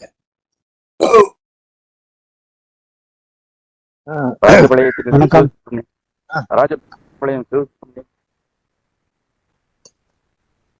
சொல்லுங்க சார். அன்பான தோழர்கள் அனைவருக்கும் வணக்கம். அன்னைக்கு பயணத்தில் இருக்கிறதுனால உங்களுடைய உரையும் கொஞ்சம் விட்டு விட்டு தான் கேட்டுச்சு. பேராசிரியர் ராமச்சந்திரன் அவர்களுடைய தலைமை உரை அருமையா இருந்துச்சு. வழக்கம் போல் தத்துவ பேராசிரியர் தரன் சாமுவே பல அரிய செய்திகளை சொன்னார். அவருக்கு முதல் நன்றியை சொல்லிக் கொள்கிறேன். இந்த தத்துவங்கள் அரசியலுக்கு அப்பாற்பட்டது என்று சொல்வதன் காரணமே அதை புறக்கணித்து விடுத்தார். வலது சக்கத்தினர் திட்டமிட்ட சூழ்ச்சி என்றே கருதுகிறேன். அடுத்து நிலம் பெண் சமம் அப்படிங்கிறது உண்மைதான். உற்பத்தி செய்யக்கூடிய இடம் அது நிலம் பயிர் விளையுது, பெண் உயிர் விளையுது. நிலம் பயிர் விளையக்கூடிய இடம், பெண் உயிர் விளையக்கூடிய இடம். இயற்கை பன்மைத்துவமானதுதான். வளங்கள் இருக்கு, செழிப்புகள் இருக்கு, எல்லாம் இருக்கு. ஆனா இதுல பன்மைத்துவம் அப்படிங்கிறதுக்கு ஒரே ஒரு சின்ன உதாரணத்துக்கு மனிதர்கள் உருவம் ஒருத்தர் உருவத்தை மாதிரி ஒருத்தர் உருவம் கிடையாது. ஒருத்தருடைய கையெழுத்து மாதிரி இன்னொருத்தர் கையெழுத்தே கிடையாது. எவ்வளவு பன்மைத்துவம் உள்ளது. அத ஒரேன்னு சொல்றதுன்னா தப்பு. அது நம்ம சுட்டி காட்டலாம் அதெல்லாம். அடுத்து ஒரு உருவத்தில் இன்னொரு உருவம், ஒரு உயிரினத்தில் இன்னொரு உயிரினம் சேர்த்து. இப்ப யானை முகன் அப்படிங்கன்னா ஒரு குழந்தையின் முகத்துல யானைய முகத்தை பொருத்தி காட்டுறது, இதெல்லாம் முத்திரைகள்னு சொல்ல முடியாது. அது புராணங்களின் கற்பனைகள் தான். ஆனா இப்ப யோகா, திரை இதெல்லாம் நம்ம உடல் நலத்திற்காக கண்டுபிடிக்கப்பட்டதுதான், உருவாக்கப்பட்டதுதான். டாக்டர் ஜான் அவர்கள் இந்த முத்திரைக்குனே ஒரு புத்தகம் எழுதியிருக்கிறார். என்னென்ன முத்திரைகள், முத்திரைகளின் பெயர்கள் என்னென்ன நன்மை தரும் அப்படின்னு அருமையான ஒரு புத்தகம் எழுதியிருக்கிறாரு.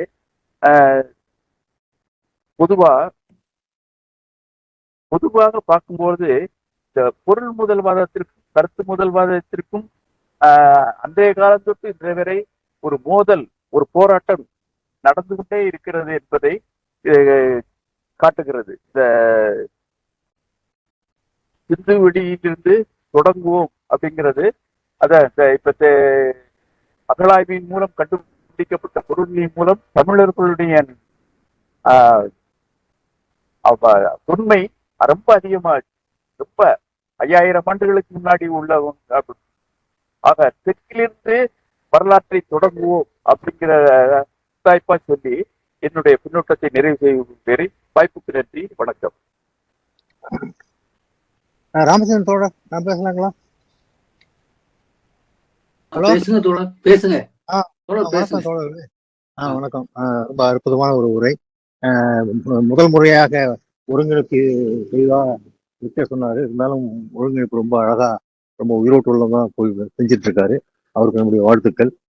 அதே போல பாடல் பாடிய ஆதிராமனுடைய அந்த சமகாலத்திற்கு பொருத்தமான நக்கலும் நையாண்டியும் எழுதின அந்த பாடல் ரொம்ப பொருத்தமான ஒரு பாடல். அந்த அவருக்கு நம்மளுடைய மகிழ்ச்சியும் வாழ்த்துக்களும். பெரன் சாமுவேலுடைய உரை வழக்கம் போல் ரொம்ப சிறப்பாக இருந்தது. இந்த இந்த இந்த ஃபெர்டிலிட்டி கல்ட், அந்த சிந்து சமவெளி முத்திரையில் உள்ளதற்கான விளக்கம் வந்து மானுடவியல் அறிஞர்கள் நம்முடைய வீடியோ சந்திப்பிலே பல சந்தர்ப்பங்களில் பேச கேட்டிருக்கேன். இப்ப இந்த முத்திரைக்கான விளக்கம் தத்துவார்த்த ரீதியாக சொல்லப்பட்ட விளக்கம் உண்மைதான் இருக்கு.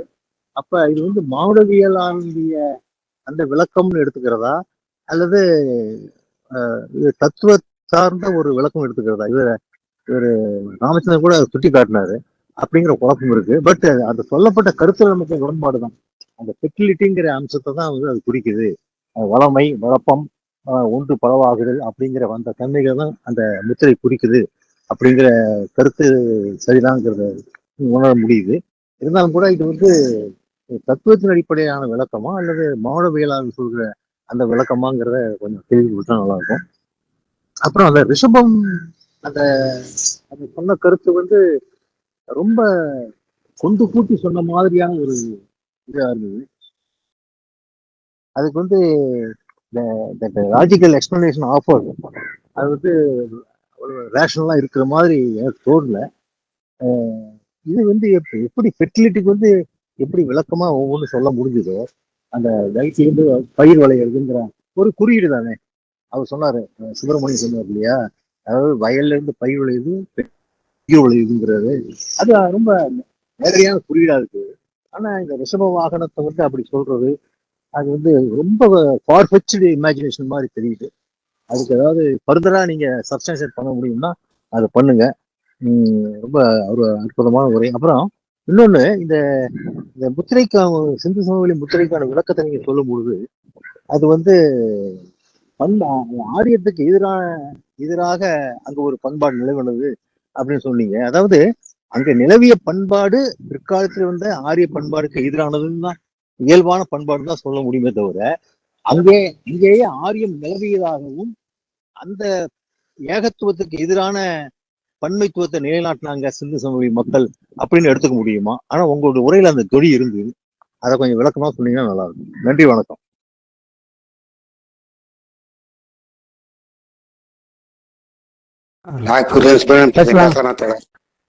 ரமணி, ஹலோ,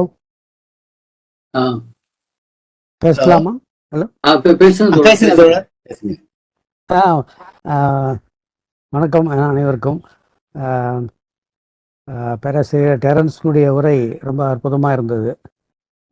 சிந்து சமவெளியில் இருந்து தோங்குவோன்னு சொல்லி மிக பொருத்தமாக ஒரு தலைப்பை வந்து நம்முடைய பேராசிரியர் அன்பு தோழர் முத்துமோகன் அவர்கள் கொடுத்துருக்காரு. இன்றைய காலத்துக்கு ரொம்ப ரெலவெண்ட்டான ஒரு தலைப்பாக அது அமைஞ்சிருக்கிறது. ஏனென்றால் அது ஒரு விவாத பொருளாக இன்றைக்கு சிந்து சமவெளி நாகரிகம் அப்படிங்கிறது திராவிட நாகரிகமா அப்படிங்கிற ஒரு கருதுகோள், அதை பற்றியான முன்வைப்புகள் இதெல்லாம் தீவிரமான விவாதத்தில் இருக்கக்கூடிய நேரத்தில் கீழடியிலிருந்து தோங்குவோம் அப்படிங்கிற அந்த ஒரு குரலும் நம்முடைய தொன்மையை நம்ம வந்து பெருமையாக சொல்லக்கூடிய ஒரு நிலைமையில் நம்மளும் பேசிகிட்டு இருக்கோம். அதற்கு பிறகு இப்போ அண்மையில் தமிழ்நாடு முதல்வர் வந்து 5000 ஆண்டு தொன்மையுள்ள நம்ம இரும்பு காலம் தமிழ்நாட்டுடைய ஒரு வரலாற்றில் வந்து சிவகலைங்கிற இடத்துல இரும்பினுடைய எச்சங்கள் கிடைத்திருக்கக்கூடியதை வைத்து அந்த ஒரு பெருமையை, இப்படி அந்த தொன்மையினுடைய இது வந்து அப்படியே நீண்டு கொண்டே போகுது. ஆகவே இந்த சிந்து சமவெளியிலிருந்து துவங்குவோம் என்கின்ற அந்த ஒரு இது வந்து உண்மையில் இந்தியனுடைய தத்துவ பின்புலம் அப்படிங்கிறது எல்லாம் வந்து தொடக்கூடிய விஷயத்தில் இந்த ஒரு பகுதியில் வந்து அவர் அந்த வளமை குறியீடுகள், செழிப்பு குறியீடுகள், இவைகளெல்லாம் வந்து மக்களுடைய வாழ்க்கையிலிருந்து நம்மளுடைய கருத்துக்கள், அவங்களுடைய அடையாளங்கள், குறியீடுகள்லாம் உருவாச்சு அப்படிங்கிறத ரொம்ப அழகாக வந்து முத்துமோகன் அவர் சொல்லியிருக்கிறத பல அருமையான விளக்கங்களுடன் டெரன்ஸ் அவர் குறிப்பிட்டார். அது வந்து உண்மையில் வந்து அந்த ஆரிய மரபுங்கிறது ஏறக்குறைய தோழர் முருகானந்தம் முன்னே பேசினார்.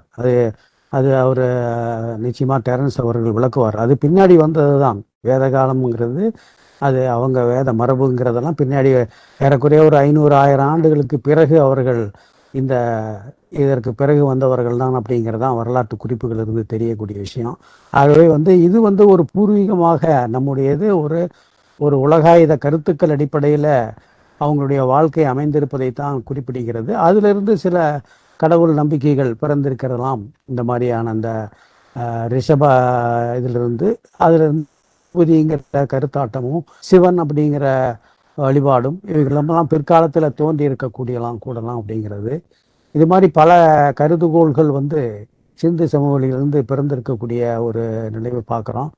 அந்த சராமண கருத்துக்கள், சமணருடைய கருத்துக்கள் இதெல்லாம் இந்த குறியீடுகள் இருந்து பின்னாடி வந்திருக்கலாங்கிறது தான் பொதுவாக தெரியுது. இதையெல்லாம் நம்ம சிந்து சமவெளியினுடைய ஆய்வுகளில் பார்க்குறோம். அதே போல் இதில் ஒரு தோழர் முத்துமோகன் அதில் ஒரு விரிவான கட்டுரை இல்லாதனால குறிப்பிடலை. ஆனால் சிவலிங்கம் அப்படிங்கிறது கூட அங்கே கிடைத்திருக்கிறதாகவும் லிங்க உருவங்கள் கிடைத்திருக்கிறதாகவும் நம்ம தெரியுது. அப்போ லிங்கம்ங்கிறது அது ஒரு உயிர் பிறப்பினுடைய ஒரு அடையாளத்தை காண்பிக்கக்கூடியதாக அது இருந்திருக்கிறதாக தெரியுது. எப்படி இது மாதிரியான பெண்ணுடைய உறுப்பிலிருந்து ஒரு செடி வளர்வதை போன்ற அந்த சித்திரங்கள் இருப்பதை போல லிங்கமும் அங்கே கிடைத்திருப்பதை குறிப்பிடுகிறார்கள். ஆகவே இதெல்லாம் மனித வாழ்க்கையிலிருந்து அவர்கள் தங்களுடைய கோட்பாடுகளை குறியீடுகள் எல்லாம் உருவாக்கினார்கள் அப்படிங்கிறதும், அவர்கள் இந்த ஆரியத்துக்கு முந்தைய ஒரு காலகட்டத்தில் இருந்தவர்கள். ஆகவே இந்திய தத்துவம்ங்கிறது ஆரம்பத்தில் ஒரு உலகாயுத கருத்துக்கள் அடிப்படையில் மக்களுடைய வாழ்க்கை அடிப்படையில் இருந்ததுக்கு ஒரு சான்றுகளாக இருக்குது அப்படிங்கிறத அழகா சிந்து சமவெளியிலிருந்து அந்த நாகரீகத்திலிருந்து தொடங்குவோன்னு சொல்லி முத்துமோகன் குறிப்பிட்டாரு. அதை நல்ல அற்புதமான முறையில் டெரன்ஸ் அவர்கள் விளக்கியிருக்கிறார். அவருக்கு நன்றி தெரிவித்து நிறைவு செய்கிறேன். அனைத்து தோழர்களுக்கு வணக்கம். நான் இப்போ சுப்பிரமணியன் பேசுகிறேன். பேசலாம் தோழர்? பேசுங்க தோழர், பேசுங்க. இன்றைய உரை சிறப்பு. வழக்கம்போல் டெரன்ஸ் அவர்கள் பேசும் முறை இதேபோல் இந்த உரையும் சிறப்பு. இதில் அவர்கள் சொல்லுவார், வைதிகம் பின்னால் வந்தது, அவைதிகம் தான் முன்னால் உள்ளது, முன்னால் வந்தது சொல்கிறார்கள். இதற்கு எனக்கு தெரிஞ்ச சில சான்றுகளை சொல்கிறேன். தொல்காப்பியத்தில் கடவுள் வாழ்த்து கிடையாது. தொல்காப்பியத்தில் பற்றி முத்துமோகன் அவர்கள் மார்க்ஸ் வகுப்பு நடக்கும்போது யூடியூப்பில் நடக்கும்போது கேட்டிருக்கிறேன். முதல் எனப்படுவது நிலமும் பொழுதும் என்றுதான் தொல்காப்பியத்தில் உள்ளது. இயேசுவோ அல்லது அல்லாவோ அல்லது சிவனோ சொல்லப்படவில்லை. ஆகவே முதல் எனப்படுவது முதல் நிலம் முக்கியமானது நிலம்தான், நீர் தான். நிலமும் பொழுதும் ஸ்பேஸ் டைம் சொல்லுங்க, நிலமும் பொழுதும் தான் என்று சொல்கிறார்கள். ஆகவே அவைதான் முதலில் தோன்றது என்று நீங்கள் சொல்வது சரிதான். அதே மாதிரி சிலப்பதிகாரத்தில் எந்த கடவுள் வாழ்த்தும் கிடையாது. பூம்புகார் போற்றுவதும், ஞாயிறு போற்றுவதும், மாமலை போற்றுவதும் என்றாலும் வருகிறது. திருக்குறள் கூட கடவுள் வாழ்த்து பாடல்கள் இருக்கிறன்னா அதை கூட பாபு சிதம்பரனார் சொல்றார், அவர் எழுதியதில்ல, பிற்காலத்தில் அது வேற யாரோ எழுதி அதை புகுத்தியிருக்கார்கள். அதனால அதை விட தவறு என்ன மாதிரி சொல்கிறார்கள், இப்படி சொல்கிறார்கள். இரண்டாவது, நாம் முக்கியமாக எடுத்துக்கொள்ள வேண்டியது என்னென்றால், வைதிகம்தான் பின்னால் வந்தது, அவைதிகம் முன்னால் உள்ளது என்று சொல்வது சரியானதான். இரண்டாவது, வேதமங்கள்லாம் பின்னால்தான் வந்தது. ஆரியர்கள்லாம் பின்னால் வந்தவர்கள், சின்சம்னார் நாகரிகம் முன்னால் வந்தது என்று சொல்வது சரியானதுதான். ஏனென்றால் அவர்கள் பண்படாதவர்கள். வேதத்தை பெற்றக்கூடிய ஆரியர்கள் ஒரு நாடோடிகளாக கால்நடை மேய்ப்பரில் வந்தவர்கள் இவ்வளவு நாகரிகம் கிடையாது அவர்களுக்கு. சமொழி நாகரிகம் போல் அவர் நாகரிகம் அவர்கள் கிடையாது. அவர் ஒரு இடத்தில் தங்கி வாழவில்லை, பல இடத்தை மாற்றி வாழ்ந்திருக்கிறார்கள். இது சின்சமொழி நாகரிகம் ஒரு இடத்தில் தங்கி வாழ்ந்தது அடையாளம் நிற்கிறான். இன்னொன்று கருத்து எனக்கு சொல்வது கொஞ்சம் தயக்கமாக இருக்கிறது. என்றால் நம்ம சின்சமொழி விட்ட இடம் சங்கிலிங்கன் தொட்ட இடம் என்ற உரையில் பற்றி பேசி வரும் பொழுது நம்முடைய தோழர் மேத்தூரா சொல்லும் பொழுது சின்சமொழி நாகரிகத்தில் தெய்வ வழிபாடு இருந்தது. அங்கிருந்து மக்கள் வைகை கரைக்கு வந்தார்கள் என்றால் அந்த தெய்வ வழிபாடு ஏன் இங்கு வரவில்லை என்று ஒரு கேள்வியை தோழர் மேத்தூரா கிளப்பினார்கள். அப்படி என்றால் அங்கே சின்சமொழி நாடகத்தில் தெய்வ வழிபாடு இருந்ததா என்பதை பற்றி அறிஞர்கள் தான் தமிழ் அறிஞர்கள் தான் அதை பற்றி அறிஞர்கள் பேச வேண்டும் என்று நினைக்கிறேன். இப்ப சமீபத்தில் பேசிய இதுக்கு முன் எனக்கு முன் பேசிய தோழர் கூட சிவலிங்கம் கண்டுபிடித்த சொல்கிறார்கள். அதை விட ஒரு வைத்தியத்தினுடைய குறியீடு என்று நினைக்கிறேன். அவர் சொல்லப்படிப்படி அது உற்பத்தி குறைவு என்று சொல்வதும் உண்டு. ரெண்டாவது, அவர்கள் திறன் சொல்லும்போது நிலம், நீர் முக்கியமான சொன்னார்கள். நிலம், நீர் என்பது 5 பூதங்கள், பூதம் சக்திகள். அதில் முக்கியமானது 5 பூதங்கள் ஒன்றுதான் நிலமும் நீரும். அந்த நிலத்தில் நாம் வாழ்கிறோம், வீடு கட்டி கிடைக்கிறோம், நடக்கிறோம். நீர் இல்லாமல் அமையாது உலகு என்று வள்ளுவர் சொல்றார். நீர் முக்கியமானது. எப்படி சில கருத்துக்களை என் மனதில் தோன்றியது பேச வாய்ப்பு எடுத்ததுக்கு நன்றி. இதுவரை முத்துமோகன் ஆசார் எழுதிய நூலை மிக அருமையாக டெரன்ஸ் சொல்வதும் தோழர் கங்கா அவர்கள் இதுக்கு சிறந்த பரப்புரையாக எடுத்துக்கொண்டு உலகம் முழுவதும் கொண்டு செல்வதற்கு மிக்க நன்றி கூறி வணக்கம் கூறி நிறைவு செய்கிறேன். நன்றி, வணக்கம். அன்பான தோழர்களே, எல்லோருக்கும் என்னுடைய வணக்கம். வழக்கம் போல நம்முடைய தத்துவ உரையாடல் தம்பி டெரன்ஸனுடைய அந்த உரை மூலமாக மிக சிறப்பாக நடந்திருக்கிறது. முதலில் தம்பி டெரன்ஸுக்கு நம்முடைய நன்றியை சொல்ல வேண்டும். என்றால் கடந்த 4-5 நாட்களாக உடல்நலக் குறைவு இருந்த போதிலும் கூட அதையும் பொருட்படுத்தாமல் இன்றைக்கு வந்திருந்து அந்த நம்முடைய உரையாடலை வெற்றிகரமாக நமக்கு நடத்தி தந்திருக்கிறார். அந்த வகையில் மீண்டும் அவருக்கு ஒரு நன்றி. ஏனென்றால் தம்பி டெரன்ஸ் மிக குறிப்பாக சிரமம் எடுத்து இந்த நிகழ்வை நமக்கு நடத்தி தந்து கொண்டிருக்கிறார்கள். இன்றைக்கு நம்முடைய தம்பி ஜார்ஜ் என்னுடைய தமிழ்தாய் வாழ்த்து, அதே போல வழக்கம் போல ஆதிராமனுடைய அருமையான இசைப்பாடல் நடந்தது. ராமச்சந்திரனுடைய தலைமையை பற்றி சொல்லவே வேண்டாம். ராமச்சந்திரனுடைய தலைமை என்பது ஒரு மாடல் இது போல இருக்கு, ஒரு மாதிரி தலைமையுறையாக இருப்பதை நாம் பார்க்கிறோம். இன்றைக்கு டெரன்ஸ் பேசக்கூடிய உரைக்கு முன்னோடியாக ஒரு முகப்புரை போல மிகச்சிறப்பாக கழிந்த உரையினுடைய அடிப்படையான சாராம்சங்களை நமக்கு எடுத்து சொன்னார்கள். அது இன்றைய உரையில் நாம் எளிதாக செல்வதற்கு ஒரு வாய்ப்பை கொடுக்கிறது. அதே போல இன்றைக்கு ஒருங்கிணைப்பு நம்முடைய தம்பி விக்டர், நான் இதுதான் முதலில் செய்கிறேன் என்று சொன்னான். இது முதலில் அல்ல, இதற்கு முன்பும் ஒரு முறை செய்திருக்கிறார். அது சிறப்பாகவே செய்தான். அந்த இன்றைக்கும் அதுபோலதான். தன்னை ஒரு மழலை என்று சொன்னாலும் கூட காரணம் ஒன்றே ஒன்றுதான். அவன் பெரும்பாலும் பாடகனாக மட்டுமே மேடைகளில் அறிமுகமாகி வந்திருக்கிறான். ஆனால் இப்போ ஜீவானாவா சிந்தனை பள்ளி அவனிடம் வேறும் ஆளுமை பண்புகள் நிறைய இருக்குது. அந்த ஆளுமை பண்புகளை வெளிப்படுத்தக்கூடிய ஒன்றாக நாம் மாற்ற வேண்டும் என்ற காரணத்தால் தான் அவனை அழைத்து இந்த ஒருங்கிணைப்பை செய்தோம். அருமையாக செய்தான். அதில் இன்றைக்கு அவன் பேசுகிற போது ஒரு வார்த்தையை அடிக்கடி சொன்னான், ரூட்டட் என்று சொன்னான். எல்லாவற்றுக்கும் அதை பொருத்தி பார்த்து சொன்னான். ஜீவானாவா சிந்தனை பள்ளியில் பேசக்கூடிய விஷயங்கள் எல்லாம் ரூட்டட் விஷயங்கள் என்று சொன்னார்.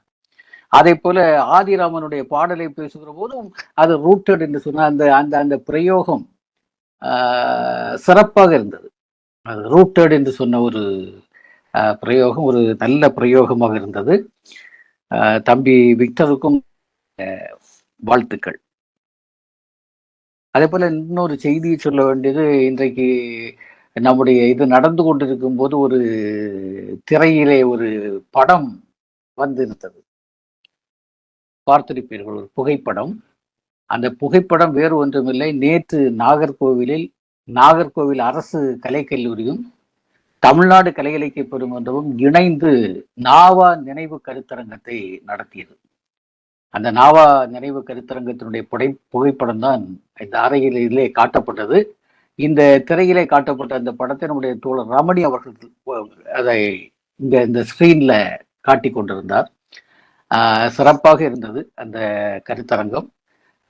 காரணம் என்னவென்று சொன்னால், பேராசிரியர் நாவாவினுடைய நினைவுகளை மாணவர்கள் மத்தியில் கொண்டு போவதற்கான ஒரு வாய்ப்பாக இருந்தது. நம்முடைய ஸ்டீஃபன் ஒரு அருமையான பதுக்கைகளும் நடுகல்கள் என்ற ஒரு தலைப்பிலும், அதே போல பழங்குடி நிகழ்த்து கலைகள் என்ற தலைப்பிலும் 2 உரைகள், அதை வைத்தீஸ்வரன் என்ற ஒரு தோழர் செய்தார். 2 அருமையான உரைகள்.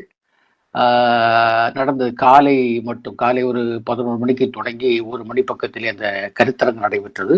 சிறப்பான ஒரு நிகழ்ச்சியாக இருந்தது.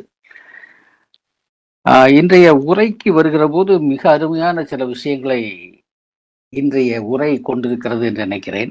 ஏனென்றால் இன்றைக்கு நம்முடைய தோழர் ரமணி சொன்னது போல இந்த உரையே ஒரு இன்றைய காலச்சூழலில் ரொம்ப பொருத்தமான ஒன்றாக இருக்கிறது. சிந்து வழியிலிருந்து தொடங்குவோம் என்று சொல்லுகிற போது அது இன்றைய சூழலுக்கு மிக குறிப்பாக இருக்கிறது. காரணம் என்று சொன்னால் நமக்கு நன்றாக தெரியும், இந்தியாவுடைய வரலாறு பண்பாடுகள் எல்லாவற்றையுமே வேத மரபிலிருந்து தொடங்கக்கூடிய ஒரு விதமான, அதை என்ன சொல்லுவது, அதை வந்து சாதாரண நம்முடைய மொழியில சொல்லியாச்சுன்னா ஒரு அயோக்கியத்தனம் தொடர்ச்சியாக ஆயிரக்கணக்கான ஆண்டுகளாக நடந்து கொண்டிருக்கிறது.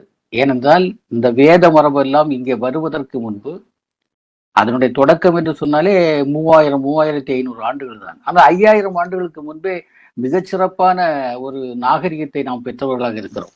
பூர்வீக நாகரிகம் அந்த அளவுக்கு இருந்திருக்கிறது. அப்போ இந்த சிந்து வழியிலிருந்து தொடங்குவோம் என்பதே ஒரு நல்ல ஒரு தொடக்கமாக இருக்கிறது.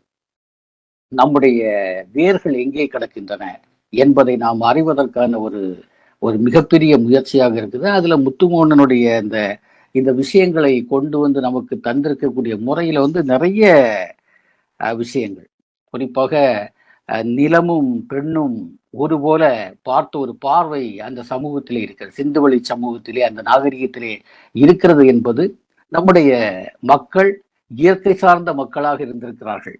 அன்றைக்கு உள்ள பொருளாதாரம் என்பது இயற்கை சார்ந்த பொருளாதாரமாக இருந்திருக்கிறது.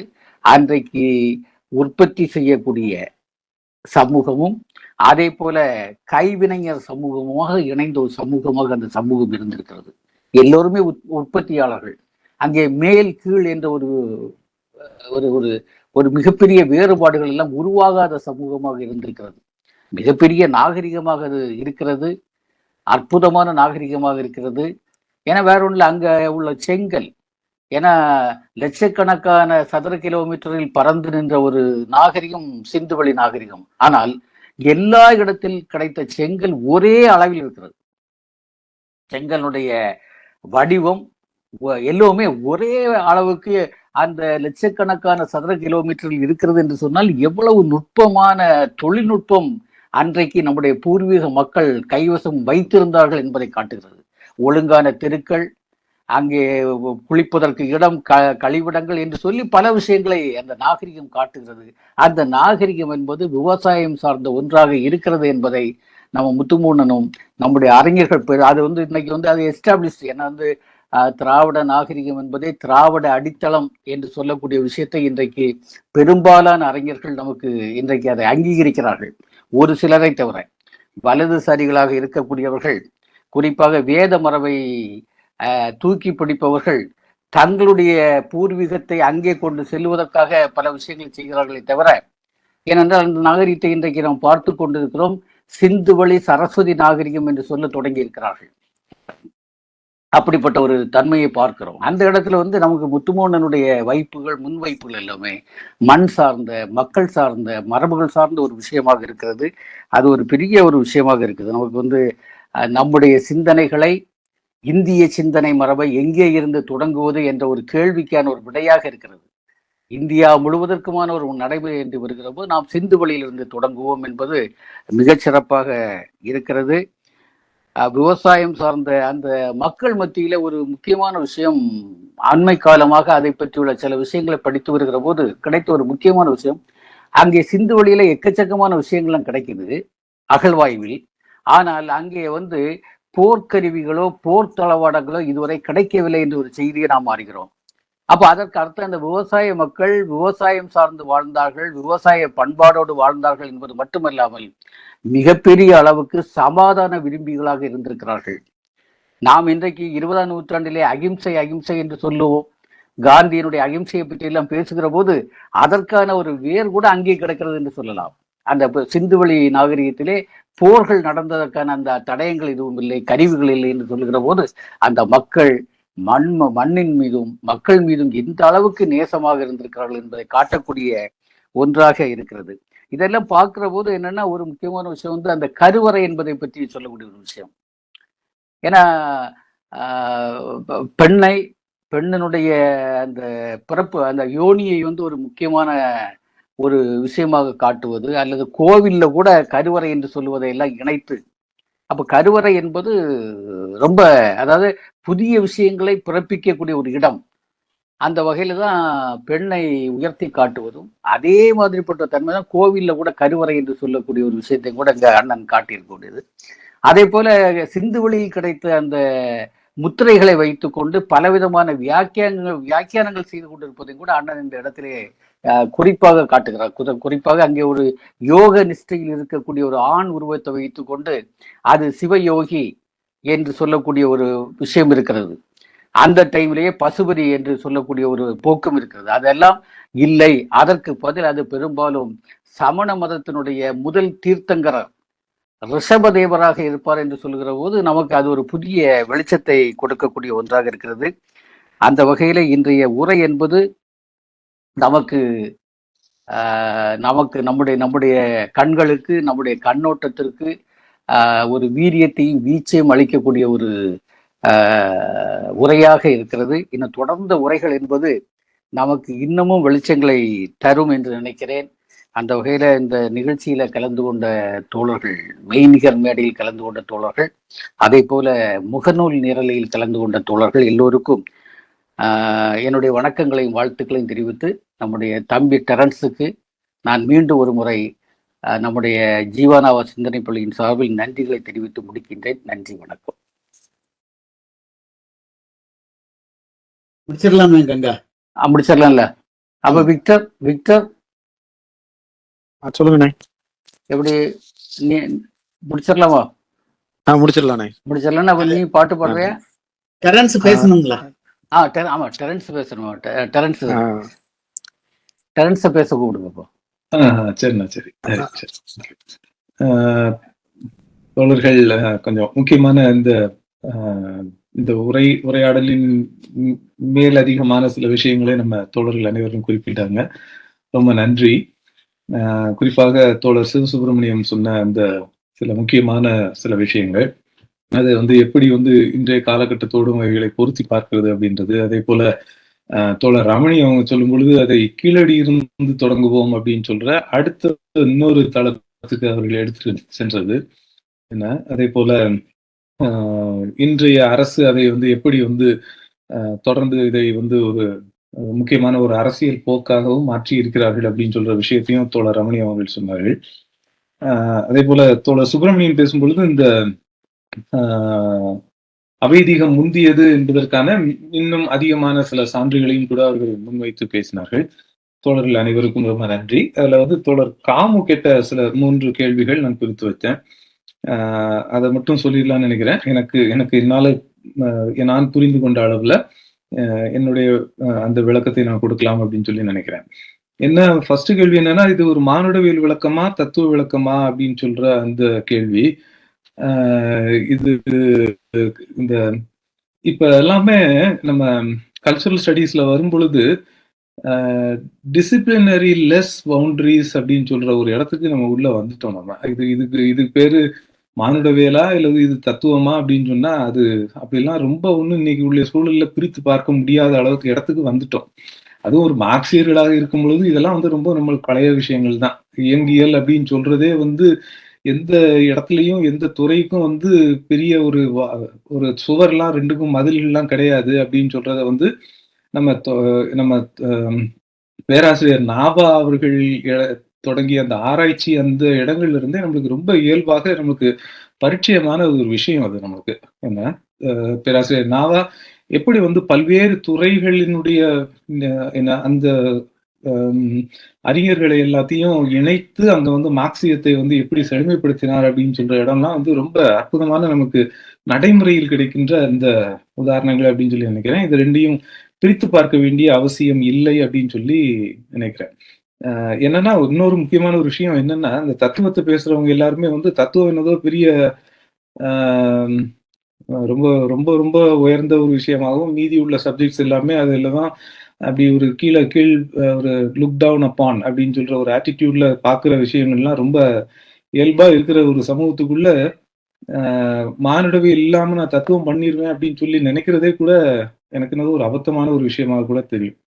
சமூகவியல் இல்லாம நான் தத்துவம் பண்ணிடுவேன், வரலாறுகளே உண்மைகளே இல்லாமல் நான் தத்துவம் பண்ணுவேன் அப்படின்னு சொல்றதெல்லாம் வந்து ஒரு அனுபூத தன்மையை கொண்ட அந்த விஷயமாக மெட்டாபிசிக்கலா இருக்குமே தவிர அதுல வந்து ஒரு ரியாலிட்டிக்கு பொருந்தி வருகிற விஷயமாக இருக்காது அப்படின்னு சொல்றது என்னுடைய ரொம்ப தீர்க்கமாக நான் உணர்ந்து புரிந்த விஷயம் அது அப்படின்னு சொல்றது.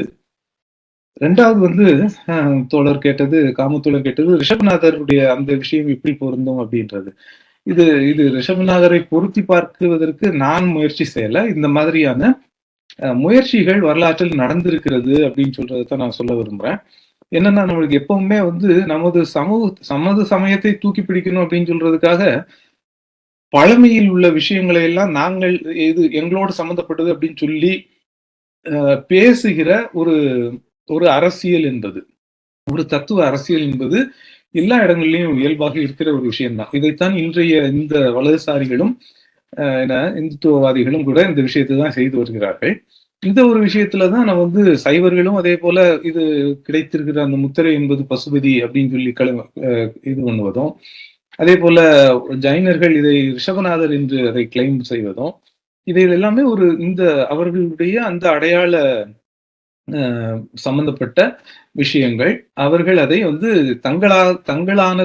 தங்களுக்குள்ளதானதாக அதை மாற்றிக்கொள்ள அவர்கள் முயற்சிக்கிறார்கள் அப்படின்னு சொல்ற இடத்துல தான் நான் அந்த விஷயத்தை நான் குறிப்பிட்டேன். முத்துமன் சார் அந்த இடத்துல இருந்து தான் அதை குறிப்பிடுகிறார்கள் அப்படின்றது.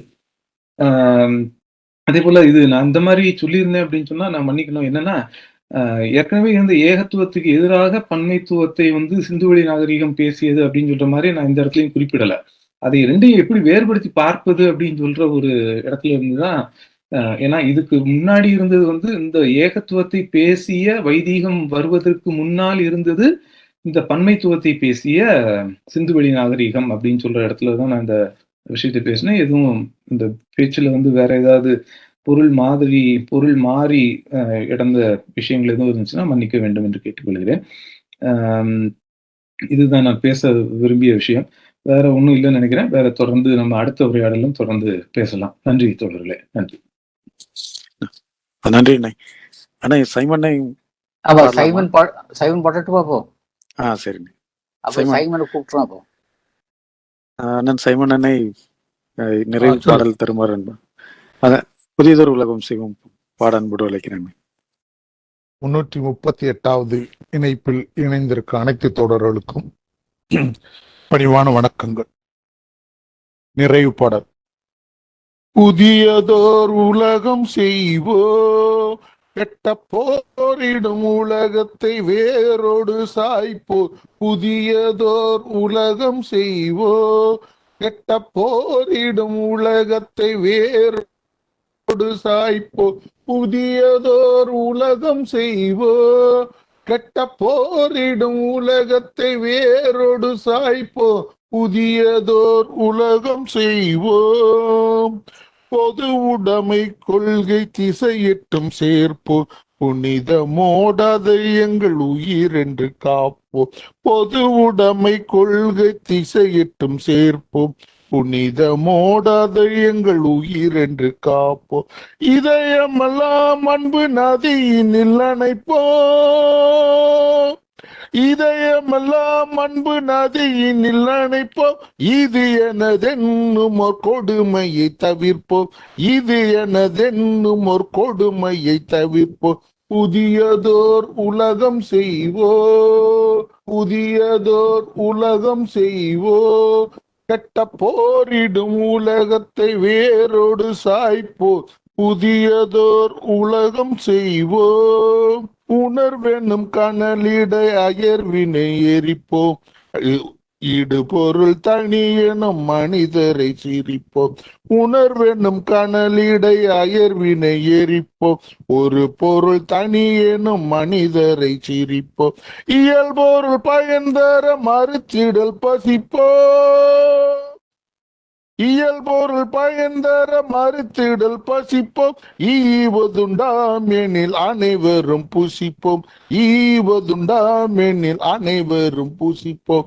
புதியதோர் உலகம் செய்வோ, கட்ட போரிடும் உலகத்தை வேரோடு சாய்ப்போர் புதியதோர் உலகம் செய்வோம், புதியதோர் உலகம் செய்வோம், புதியதோர் உலகம் செய்வோம்.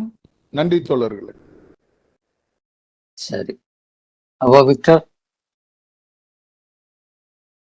அப்போ தோழர்களே, கலந்து கொண்ட அனைவருக்கும் நன்றி. அடுத்த நிகழ்வுல சந்திப்போம். சரி, எல்லோருக்கும் வணக்கங்கள், எல்லோருக்கும் நன்றிகள்.